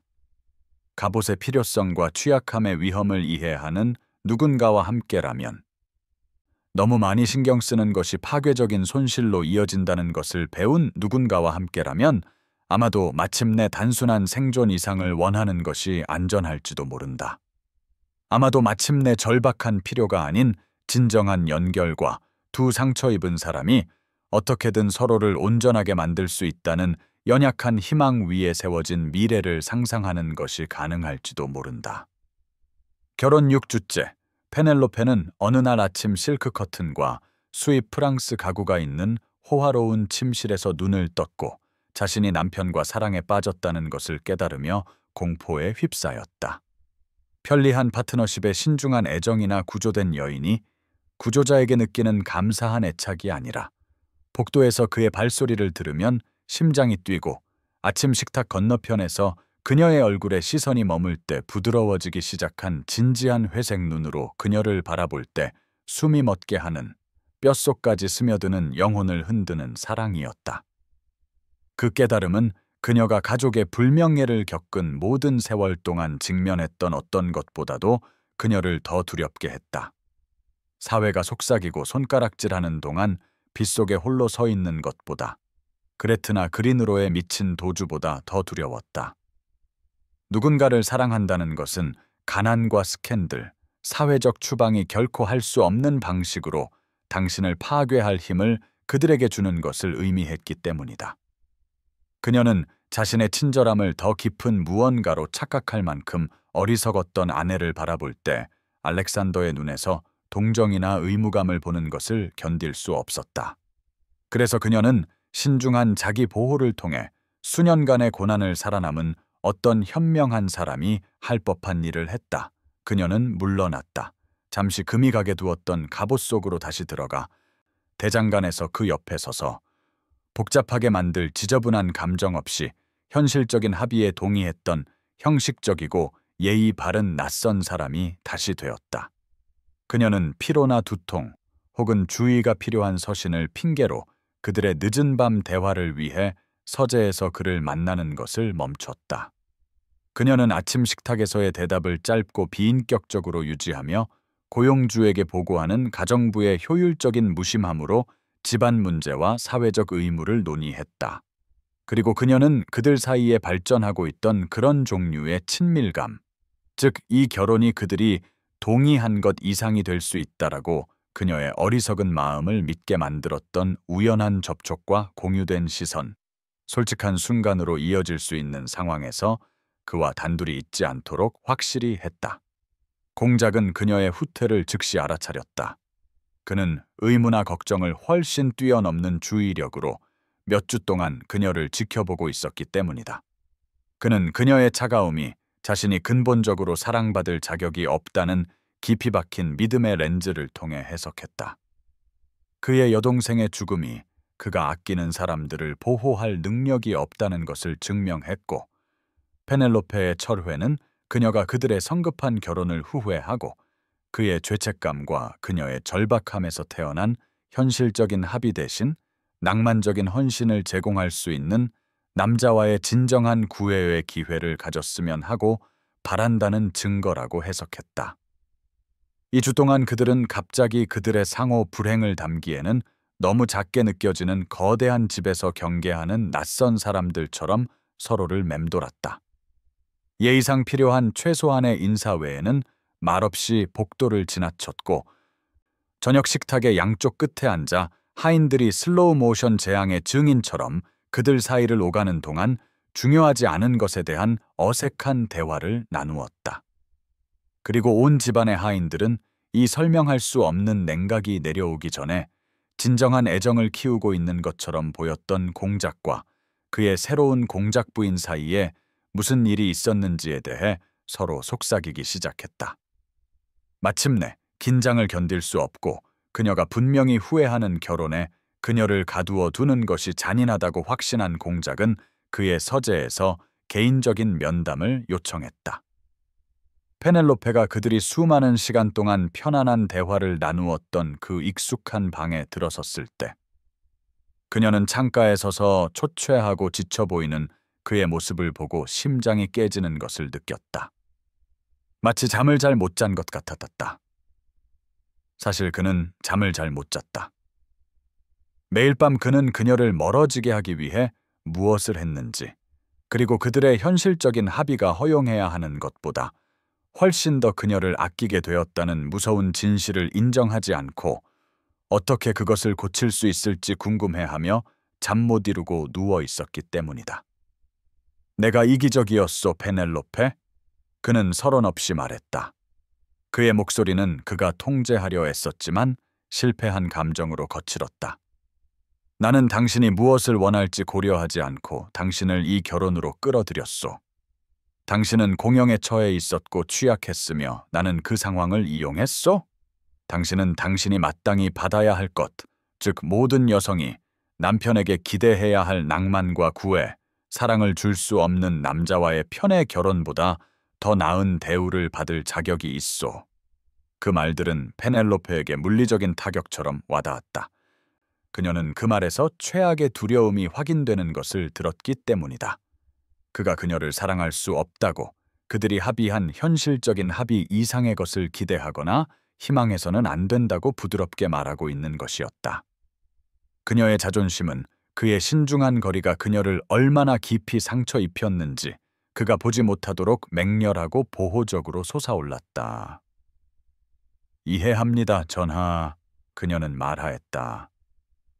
그녀의 목소리는 무릎 위에서 손이 떨리는 것에도 불구하고 놀라울 정도로 안정적이었다. 당신은 당신의 의무를 훌륭하게 이행하셨습니다. 저는 이 합의에서 우리가 동의한 것 이상을 요구하지 않습니다. 당신의 공작 부인으로서 제 존재감과 교환으로 얻는 안정과 지위 말입니다. 저는 우리의 상황에 대해 어떤 낭만적인 환상도 품고 있지 않다는 것을 확실히 말씀드립니다. 그는 마치 그녀에게 맞은 것처럼 그녀를 응시했다. 그의 회색 눈은 그녀가 그에게 보여주기를 거부하는 무언가를 그녀의 얼굴에서 찾고 있었다. 그가 다시 말했을 때 그의 말에는 절박한 희망이 깔려 있었지만 그녀는 자신의 상처에 너무 빠져 있어서 그것을 인식하지 못했다. 아무것도? 그가 물었다. 아무것도 더 요구하지 않는다고? 같은 지붕 아래에서 동반자 관계나 친밀감, 혹은 이 결혼이 단순한 편의를 넘어 무언가가 될 가능성에 대한 기대 없이 각자의 삶을 사는 것에 만족한다고? 그녀는 그가 자신이 설정한 경계를 확인하는 것으로 들었지만 실제로는 그가 그녀에게 그 경계를 넘으라고 더 많은 것을 원한다고 말해달라고 그가 이미 마음을 잃어버린 자신의 아내에게 구애하고 그녀의 마음을 얻으려고 시도할 허락을 달라고 애원하고 있는 것이었다. 아무것도요. 그녀는 확인했다. 그녀의 목소리는 깨지지 않도록 얼음처럼 차가웠다. 당신의 솔직함에 감사합니다, 전하. 우리의 합의의 한계에 대한 당신의 솔직함을 높이 평가합니다. 그녀는 그가 다른 말을 하기 전에 그녀의 평정이 깨지기 전에 일어섰고 고개를 높이 들고 산산조각 난 마음을 안고 서재를 떠났다. 그 후에 이 주는 그들 둘에게 특별한 종류의 고문이었다. 공작은 의회 업무와 영지 관리에 몰두하며 집에서 오랜 시간을 보내거나 서재에 틀어박혀 그녀의 부재가 만든 아픈 공허를 채울 수 없는 장부와 서신에 파묻혀 지냈다. 반면 페넬로페는 자신의 생각을 떨쳐내려는 사람의 맹렬한 헌신으로 자선활동에 뛰어들었다. 병원과 고아원을 방문하고 가난한 사람들을 위한 구호 활동을 조직하는 에너지는 그녀와 함께 일하는 모든 사람에게 깊은 인상을 주었지만 그녀의 눈밑 그림자와 미소에 깨지기 쉬움을 자세히 본 사람이라면 누구도 속지 않았다. 페넬로페의 어머니는 이제 완전히 회복하고 건강히 돌아와 날카로운 눈으로 딸의 불행을 지켜보았다. 마침내 그녀는 더 이상 참을 수 없었고 어느 날 오후 거실에서 페넬로페와 마주했다. 너는 그를 사랑하는구나, 얘야. 그녀는 서론 없이 말했다. 아무도 보지 않는다고 생각할 때 네가 그에게 보내는 모든 시선에서 그가 방에 들어올 때 마치 그의 존재만으로도 고통스러운 듯 움찔하는 모습에서 그것을 본다. 왜 그에게 네 마음을 말하지 않니? 왜 이 거짓된 거리감으로 너 자신과 그를 고문하는 거니? 왜냐하면 그는 저를 사랑하지 않기 때문이에요, 엄마. 페넬로페가 대답했다. 그녀의 평정이 마침내 깨져 그 아래의 생생한 상처를 드러냈다. 그는 저를 파멸해서 구해주셨고 저는 감사하지만 그것은 사랑과 같지 않아요. 그는 여동생의 죽음에 대한 죄책감 때문에 저와 결혼했어요. 저는 그의 속죄이고 누군가를 구할 두 번째 기회예요. 그리고 그가 줄 수 있는 것 이상을 원할 만큼 어리석었다는 것을 깨달았을 때 그의 눈에서 동정을 보는 것을 견딜 수 없어요. 그녀의 어머니는 반박하려 했지만 페넬로페는 듣기를 거부했다. 자신의 해석이 진실이라고 확신하며 알렉산더가 그녀를 고귀하게 이행된 의무로만 본다는 그녀의 확신과 모순될 수 있는 어떤 증거에도 눈을 감았다. 그때 마커스 클레벌리가 이제 윌밍턴 부인과 결혼하여 재산이 얕고 까다로운 여성과 평생을 보내는 것을 보상하지 못한다는 것을 발견하고 더 나은 전망이 나타나지 않았을 때 자신을 위해 타협했다는 것을 매일 상기시키는 여인과 함께 지내며 아기의 찬 발작으로 너무나도 잔인하고 상처를 주기 위해 완벽하게 조율된 소문을 퍼뜨리기로 결심했다. 그 소문은 런던 사교계의 들불처럼 번졌다. 애쉬포드 공작, 마커스는 그의 클럽에서 귀 기울이는 사람이라면 누구에게나 말했다. 케임브리지 시절의 한 내기의 결과로 페넬로페 애쉬워스와 결혼했다고.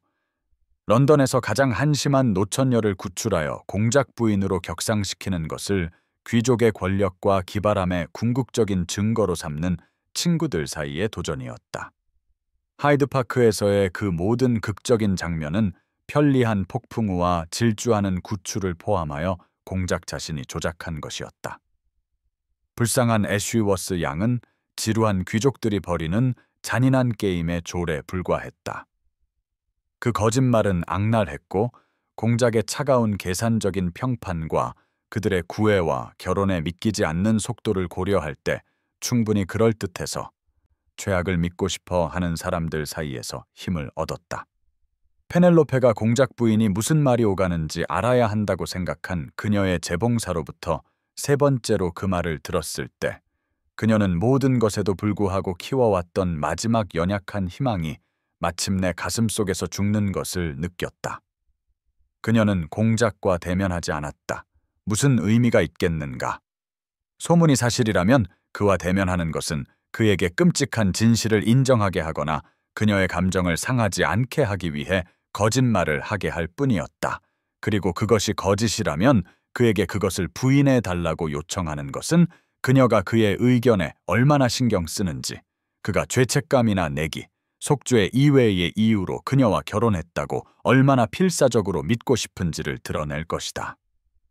그녀는 그들이 동의한 현실적인 합의 외에는 그녀에게서 아무것도 원하지 않는다고, 분명히 한 누군가에게 자신을 그렇게 완전히 노출시키는 것을 견딜 수 없었다. 대신 그녀는 수년간의 생존을 특징지었던 것과 같은 결정적인 행동으로 떠날 준비를 했다. 그녀의 하녀가 울면서 그녀를 말리려 했지만 그녀의 소지품을 조용히 쌌다. 그녀의 늦은 아버지의 더비셔에 있는 시골 영지로 후퇴할 준비를 했다.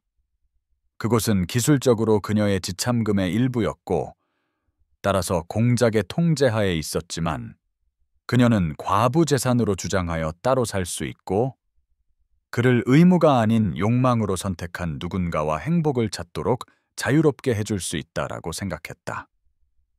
그녀는 그에게 편지를 썼다. 설명 없이 사라지는 것은 비겁해 보였고 그가 그녀를 위해 해준 모든 것 후에 적어도 작별 인사는 빚지고 있었기 때문이다. 그녀는 그 안에 자신이 느끼는 모든 감사를 쏟아부었고 사랑은 전혀 담지 않았다. 그가 결코 요구하지 않았고 돌려줄 수 없는 감정으로 그에게 부담을 주는 것은 불공평할 것이기 때문이다. 당신의 친절에 감사합니다. 그녀는 신중한 필체로 썼다. 나는 당신을 이 합의에서 해방시킵니다. 당신은 당신의 여동생을 위해 충분한 속죄를 했습니다. 당신은 의무가 아닌 행복을 누릴 자격이 있습니다. 당신은 저를 파멸에서 구해주셨고 제 어머니에게 보살핌을 주셨으며 우리 가문의 이름을 회복시켜 주셨습니다. 저는 말로 다할 수 없이 감사합니다. 하지만 제가 당신의 속죄이자 당신 여동생의 유령이라는 것을 알면서 머물 수는 없습니다. 당신은 죄책감이나 내기 혹은 저를 구출하게 한 동기가 무엇이든 간에 자유롭게 선택한 아내를 가질 자격이 있습니다. 법이 할 수 없더라도 저는 당신을 이 속박에서 해방시킵니다. 잘 지내세요, 알렉산더. 당신은 당신이 믿는 것보다 훨씬 더 좋은 사람입니다.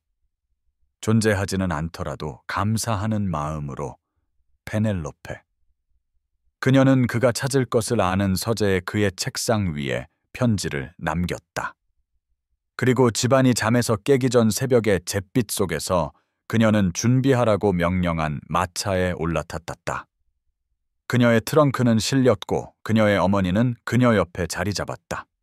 왜 그들이 도망치고 있는지 설명해야 하더라도 엄마를 뒤에 남겨두지 않을 것이기 때문이다. 말들이 움직이기 시작했을 때 그녀는 잠시 집처럼 느껴졌던 웅장한 집, 알렉산더가 결국 그녀의 부재를 발견하고 그녀의 작별 인사를 읽게 될 서재의 창문을 마지막으로 한번 돌아보도록 자신을 허락했다. 그녀는 이것이 올바른 선택, 유일한 선택이라고 단호하게 스스로에게 말했다. 머무는 것은 그가 결국 그녀가 상징하는 의무의 실증을 내고 다른 곳에서 연결을 찾을 때 더 큰 상심으로 이어질 뿐이라고. 공작은 2시간 후 잠 못 이루는 밤을 보내고 나와 서재에 들어섰을 때 편지를 발견했다. 그것은 그녀의 지식 없이 그가 의뢰한 페넬로페의 미니어처 초상화에 기대어 있었다. 그녀의 얼굴을 완벽하게 작게 묘사한 것으로 그는 몇 주 동안 사랑에 빠진 바보처럼 그것을 응시하며 언제 의무가 훨씬 더 위험하고 필요한 무언가로 변했는지 이해하려 애썼다. 그의 손은 그녀의 말을 읽으면서 떨렸고 그녀가 그에게 말하고 있는 것, 즉 그녀가 자신을 그의 속죄라고 생각하고 내기에 대한 악의적인 소문을 믿고 결혼이 그가 벗어나고 싶어 했던 부담인 것처럼 그를 해방시키고 있다는 것을 흡수하면서 숨이 가빠졌다. 진실은 그것이 그의 인생에서 가장 중요한 것이 되었지만 언제 어떻게 그렇게 되었는지 그가 깨닫지 못했을 때였다. 그는 그것을 2번 읽고 나서 종이를 주먹에 구겨넣고 포효했다. 그의 하인이 달려오게 만든 고통과 분노의 불분명한 소리였다. 그의 주인이 다치거나 공격을 받았다고 확신한 하인이 문을 박차고 들어왔을 때 그는 공작이 서재 한가운데 서서 그의 얼굴에 파괴가 쓰여 있고 손에는 구겨진 편지가 쥐어져 있는 것을 발견했다. 그녀가 떠났어. 알렉산더가 말했다. 그의 목소리는 그가 수년간 억누르는 법을 배운 감정으로 거칠었다. 그녀는 내가 죄책감 때문에 그녀와 결혼했다고 생각하고 내기에 대한 그 빌어먹을 거짓말을 믿고 있어. 그녀는 자신이 내 의무이고 내 속죄라고 확신하고 있어. 진실은 그녀가 모든 것이 되었다는 것인데, 그리고 나는 그녀에게 그렇게 말하기에는 너무 비겁했어. 취약함이 너무 두려워서 그녀가 나에게 얼마나 필요한지 인정하지 못했어.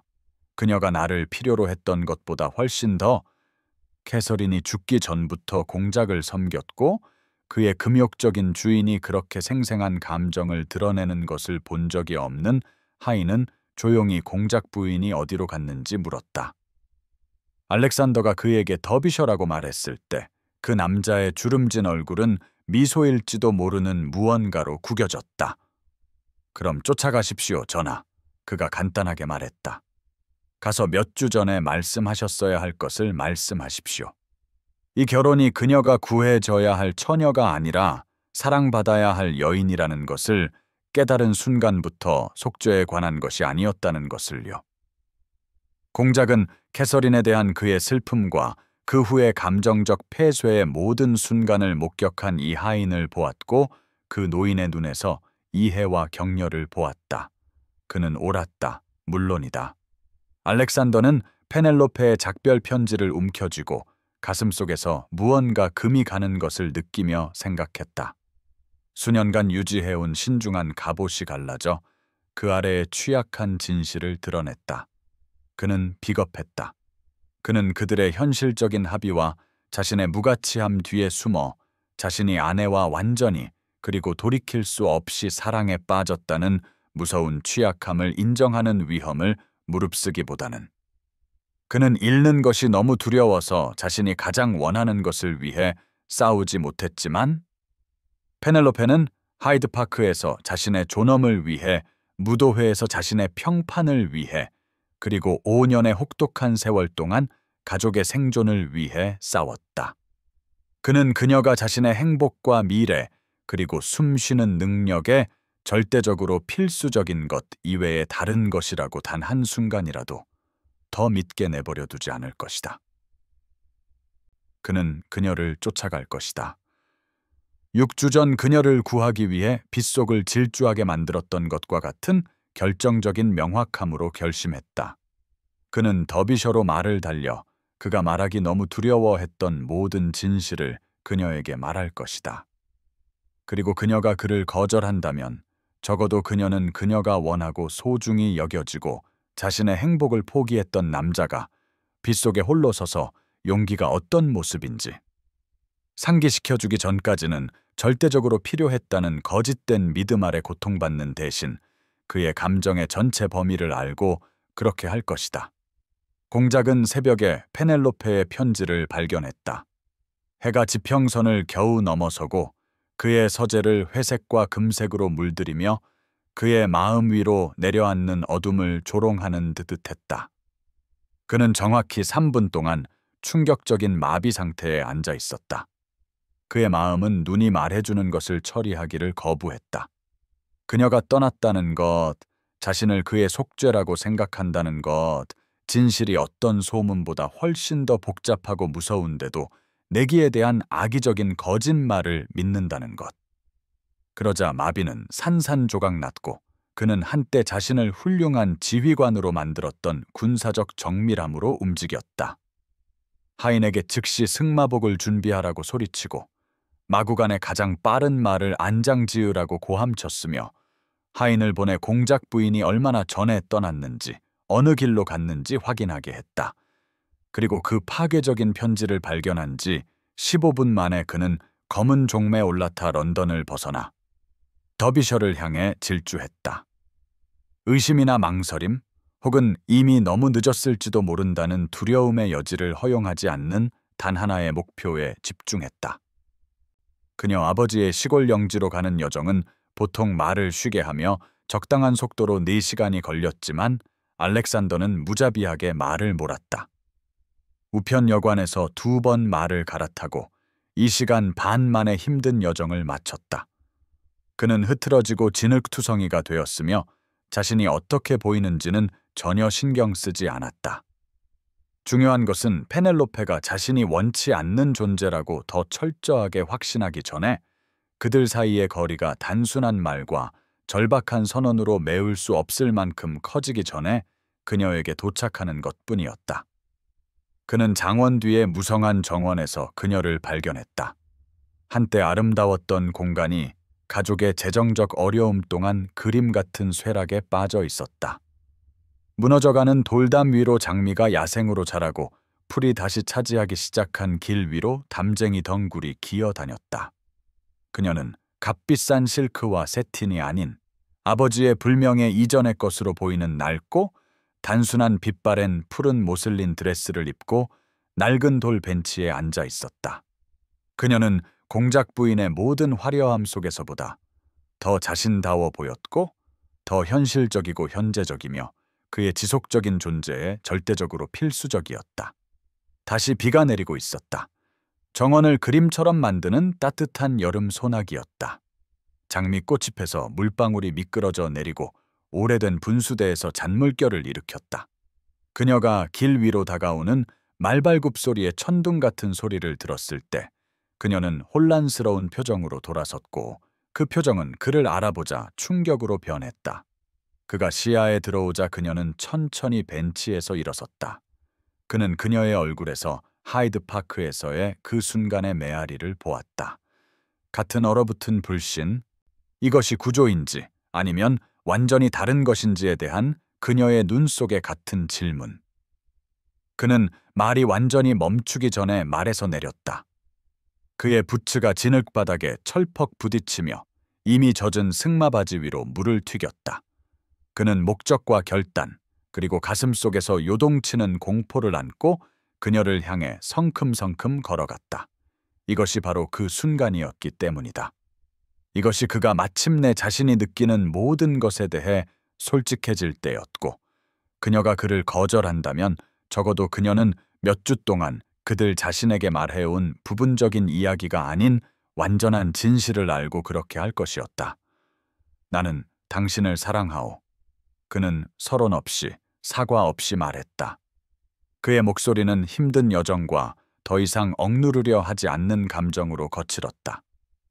나는 당신이 그 폭풍 속에서 울기를 거부했을 때부터, 당신이 사회의 잔인함을 정면으로 마주하고 움찔하지 않았을 때부터, 내가 설명하지 않아도 내 슬픔을 이해했을 때부터, 당신이 윌밍턴 부인에게 완벽하게 차가운 평정심으로 맞서서 박수를 치고 싶었을 때부터 당신을 사랑해왔소.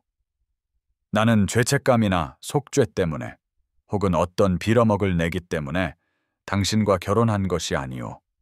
나는 하이드 파크의 그 순간에 당신을 보고 생각했기 때문에 당신과 결혼했소.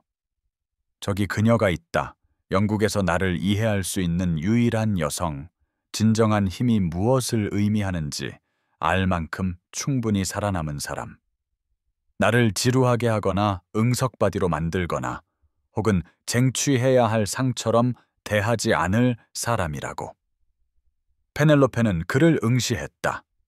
비가 그녀의 얼굴을 타고 흘러내리며 아마도 눈물과 섞이고 있었다. 그녀의 손은 허리에서 함께 꽉 쥐어져 있었고 그녀의 표정은 불신과 희망, 두려움을 너무 빨리 오가서 그가 감정을 거의 추적할 수 없었다. 그는 계속 말했다. 멈추면 용기를 잃을지도 모르고 이 무서운 취약함 속으로 밀고 나가는 대신 그들이 유지해온 안전한 거리로 후퇴할지도 모르기 때문이다. 나는 당신이 나를 거절할까봐 두려웠소. 그는 계속했다. 그들 사이에 불과 몇 피트만 남을 때까지 더 가까이 다가갔다. 그래서 나는 당신에게 선택의 여지를 주지 않았소. 나는 우리 둘을 위해 결정을 내렸고 당신이 항의하기 전에 당신을 휩쓸어 갔소. 그리고 그것은 잘못이었소. 그것은 오만하고 독단적이었으며 내가 당신을 구하고 있다라고 스스로에게 말했을지라도 당신의 자율성을 침해한 것이었소. 그래서 나는 이제 당신에게 선택권을 주겠소. 나는 처음부터 제안했어야 할 것, 즉 당신 자신의 운명을 결정할 자유를 당신에게 제공하겠소. 그러고 나서 그는 아버지가 캐서린의 결혼을 재고해달라고 애원하던 소년 시절 이후로 하지 않았던 일을 했다. 그는 진흙과 빗속에 한쪽 무릎을 꿇었다. 그의 값비싼 승마복이나 존엄, 혹은 그가 기술적으로 이미 그의 이름을 지닌 여성 앞에 무릎 꿇고 있는 공작이라는 사실에 아랑곳하지 않았다. 그는 마음을 눈에 담고 그녀를 올려다보며 남은 인생을 결정할 질문을 했다. 페넬로페 애쉬워스 하틀리, 애쉬포드 공작 부인, 다시 나와 결혼해주겠소? 이번에는 제대로 사랑을 위해 결혼해주겠소? 내가 당신에게 다른 선택의 여지를 남기지 않았기 때문이 아니라 당신이 내가 원하는 것, 즉 진정한 애정과 존경, 그리고 두 상처 입은 사람이 서로를 온전하게 만들 수 있다는 무섭고도 멋진 가능성 위에 세워진 파트너십을 원하기 때문에 이 결혼을 선택해주겠소? 그 뒤에 이어진 침묵은 영원처럼 느껴졌다. 잎사귀와 돌, 그리고 그들의 흠뻑 젖은 옷 위로.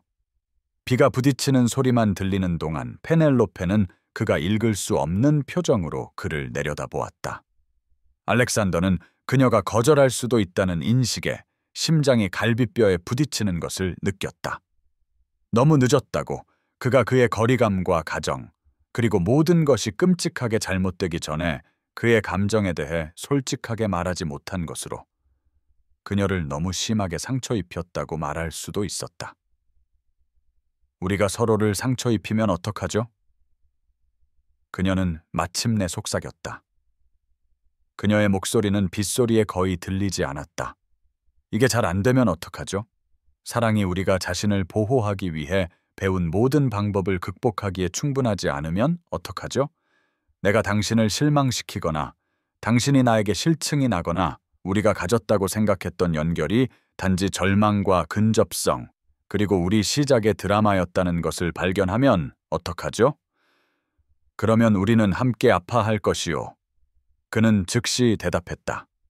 무릎을 펴고 일어섰지만 가까이 그녀의 갈색 눈의 금빛 조각들을 보고 코에 햇볕이 만들어낸 죽은 깨를 셀 수 있을 만큼 가까이 있었다. 나는 당신 없이 안전하게 사는 것보다 당신과 함께 고통을 감수하겠소. 나는 캐서린이 죽은 후 2년 동안 대답은 아무것도 느끼지 않는 것이라고. 상실이 다시는 나를 건드릴 수 없도록 완전히 갑옷을 입는 것이라고 확신하며 보냈소. 그리고 그것은 일종의 죽음이었소, 페넬로페.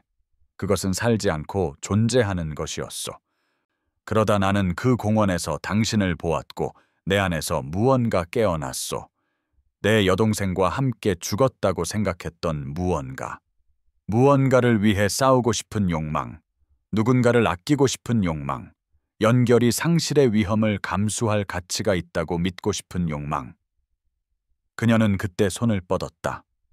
그녀의 손이 그의 얼굴을 만지자 떨렸고 손가락 끝으로 그의 턱선을 따라 그리는 것은 비의 따뜻함에도 불구하고 그의 온몸에 전율을 보냈다.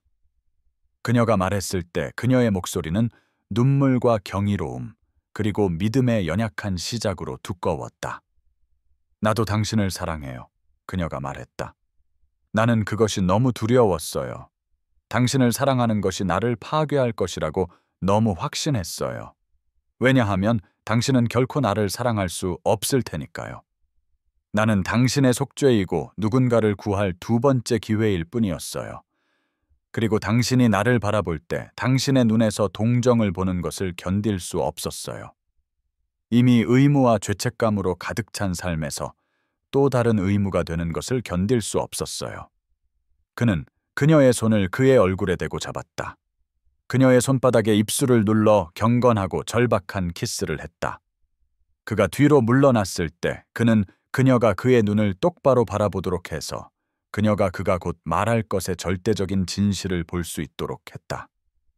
나는 하이드파크에서 당신을 구한 것이 아니오, 페넬로페. 그는 그녀에게 말했다. 당신이 나를 구했소. 나는 캐서린이 죽은 이후로 속이 죽어 있었소. 움직임을 따라가고 의무를 이행했지만 진정으로 살지는 않았소. 내 가족의 이름을 더럽히지 않고 매일을 보내는 것 외에는 아무것도 느끼거나 원하거나 희망하지 않았소. 그러다 나는 당신을 보았소. 사회가 당신을 부수기 위해 한 모든 것에도 불구하고 살아있고 분노하고 굴하지 않는 당신을, 그리고 내 안에서 무언가 깨어났소. 나는 더 이상 지켜보고 싶지 않았소. 나는 살고 싶었소. 당신과 함께. 나는 내가 다시는 경험하지 않겠다라고 맹세했던 파괴적인 상실을 감수하더라도 누군가를 다시 아끼는 것이 어떤 기분인지 알고 싶었소. 당신은 내 속죄가 아니오. 그는 계속했다. 이제 양손으로 그녀의 얼굴을 감싸고 엄지손가락으로 비와 섞인 눈물을 닦아냈다. 당신은 나의 구원이오. 내 여동생을 구하기 위한 두 번째 기회가 아니오. 나는 그것을 할 수 없고 캐서린의 운명이 내가 통제할 수 있는 것이 아니었다는 것을 마침내 받아들였으니까. 하지만 의무 대신 사랑을 선택하고 슬픔 대신 삶을 선택하고 매일 당신을 선택하기 위한 것이오. 내가 그래야 하기 때문이 아니라 다른 누구를 선택하고 싶다고 상상할 수 없기 때문이오. 다시 버림받는 것이 두려워요. 페넬로페가 속삭였다. 그녀의 손이 그의 손목을 잡았다. 마치 그에게 자신을 고정시키려는 듯 빗속에 홀로 서서 당신이 말을 타고 떠나는 것을 보는 것이 두려워요. 이 감정이 지속되지 않을까봐 당신이 어느 날 아침에 일어나서 그 충동적인 순간에 실수를 저질렀다는 것을 깨닫고 나는 당신이 원하지 않고 돌려줄 수 없는 사랑만 남게 될까봐 두려워요. 나는 다시 사랑하는 사람을 잃는 것이 두려워요. 그는 솔직하게 대답했다. 이렇게 많이 신경 쓰는 것이 운명에게 또 다른 표적, 나를 상처 입힐 또 다른 방법을 주는 것이 두려워요. 내가 캐서린을 보호하지 못했던 것처럼 당신을 보호하지 못할까봐 무서워요. 우리는 둘 다 두려워요. 페넬로페. 둘 다 과거에 상처받았고 미래에 대해 불확실해요. 하지만 사랑은 무서운 것이에요. 그것은 취약함과 위험, 그리고 파괴적인 상실의 가능성이에요. 그것은 또한 두려움을 감수할 가치가 있는 유일한 것이에요. 살아있다는 것을 단지 존재하는 것 이상으로 의미 있게 만드는 유일한 것이에요. 다시 물어봐줘요. 그녀가 갑자기 말했다. 그녀의 목소리는 이제 더 강하고 더 확신에 차 있었다. 그가 그녀의 눈에서 5년간의 고난을 견디고 윌밍턴 부인과 맞서고 그에게 그 가슴 아픈 편지를 쓰게 한 것과 같은 결정적인 명확함을 보았다. 제대로 물어봐 줘요. 그는 그때 미소 지었다. 몇 주 만에 처음으로 느낀 진정한 미소였다.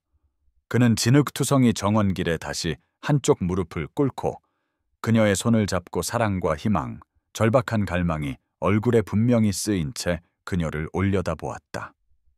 내 아내가 되어주겠소? 그가 물었다. 편이나 사회, 혹은 어떤 현실적인 이유 때문이 아니라 내가 당신을 구했거나 당신이 보호가 필요했거나 우리 중 누구라도 절박했기 때문이 아니라 우리가 서로를 선택하기 때문에, 내가 당신을 사랑하고 당신이 나를 사랑한다고 믿기 때문에, 그리고 그것이 함께 삶을 만들어갈 충분한 이유이기 때문에. 네, 그녀는 놀라운 힘으로 그를 일으켜 세우며 말했다.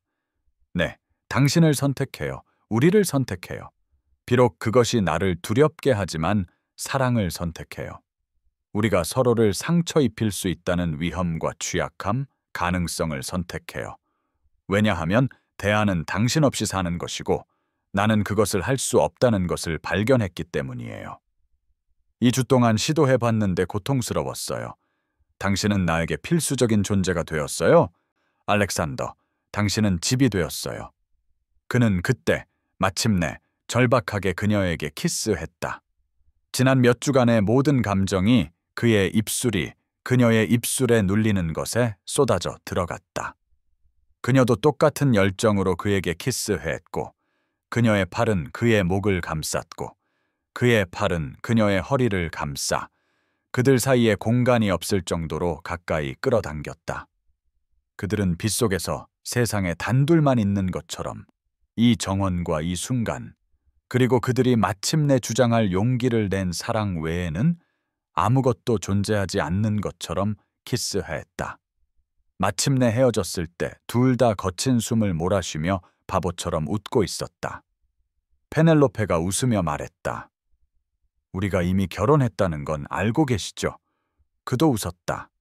그 소리는 사용하지 않아서 녹슬었지만 캐서린이 죽기 전에는 경험하지 못했던 방식으로 진정하고 즐거웠다. 그럼 매일 나와 결혼해 주시오? 그가 대답했다. 중요한 모든 방식으로. 아침에 함께 일어날 때, 저녁에 불 옆에 앉을 때, 공개적으로 사회의 판단에 맞설 때, 그리고 단둘이 있을 때 사적으로 나와 결혼해 주시오. 말과 행동, 선택으로 나와 결혼해 주시오. 계속 나를 선택해 주시오. 페넬로페. 그러면 나는 우리가 늙고 머리가 희끗희끗해져서 혼자였던 기분을 잊을 때까지 계속 당신을 선택할 것이오. 그들은 정원에서 몇 시간 동안 머물렀다. 그들 사이에 잘못되었던 모든 것을 이야기하고 그들을 갈라놓았던 오해와 잘못된 가정을 치워버렸다. 비는 그들 주위에 계속 내렸지만 아무도 안으로 들어가자고 제안하지 않았다. 이것이 왠지 옳게 느껴졌기 때문이다. 폭풍으로부터 도망치는 대신 함께 폭풍 속에 서서 따로따로가 아닌 함께 비바람을 마주하는 것. 마침내 집에 들어섰을 때 그들은 흠뻑 젖고 떨고 있었지만 힘들게 얻었기 때문에 소중하게 느껴지는 방식으로 행복했다. 런던으로 돌아가는 여정은 이번에는 천천히 이루어졌다. 편안한 여관에 들러 사회와 기대의 압력에서 벗어나 진정으로 결혼 생활을 시작했다. 이전에 허용하지 않았던 인내와 관심으로 서로의 몸과 마음을 알아갔다. 공작의 타운하우스로 돌아왔을 때 그들은 몇 주가 아닌 몇 년 동안 결혼한 부부의 무의식적인 동조로 함께 움직였다. 서로의 문장을 끝내고 붐비는 방을 가로지르는 시선으로 소통하며 다른 사람이 진짜이고 현재에 있으며 머물고 있다는 것을 자신들에게 안심시키려는 듯 우연하고 끊임없이 서로를 만졌다. 6개월 후 그들은 펜버튼 부인의 집에서 열린 무도회에 참석했다. 한때 불쌍한 애쉬워스 양의 몰락에 대해 속삭였던 바로 그 여인이었다. 모든 사회가 애쉬포드 공작과 공작 부인이 너무나도 명백한 헌신의 표정으로 함께 춤추는 것을 지켜보았고 가장 냉소적인 가십꾼들조차도 그들보다 더 분명하게 사랑에 빠진 부부를 본 적이 없다고 인정해야 했다. 그는 그녀가 방 안의 유일한 여인인 것처럼 그녀를 응시했고 그녀는 그에게 너무나도 따뜻하게 미소 지어 마치 안에서부터 그녀를 밝히는 것 같았고 그녀를 단지 예쁜 것에서 절대적으로 빛나는 것으로 변화시켰다. 왈츠를 추며 돌면서 그는 그녀의 귀에 속삭였다. 나는 당신을 위해 1000번의 폭풍을 뚫고 질주할 것이오. 그녀는 주저없이 대답했다.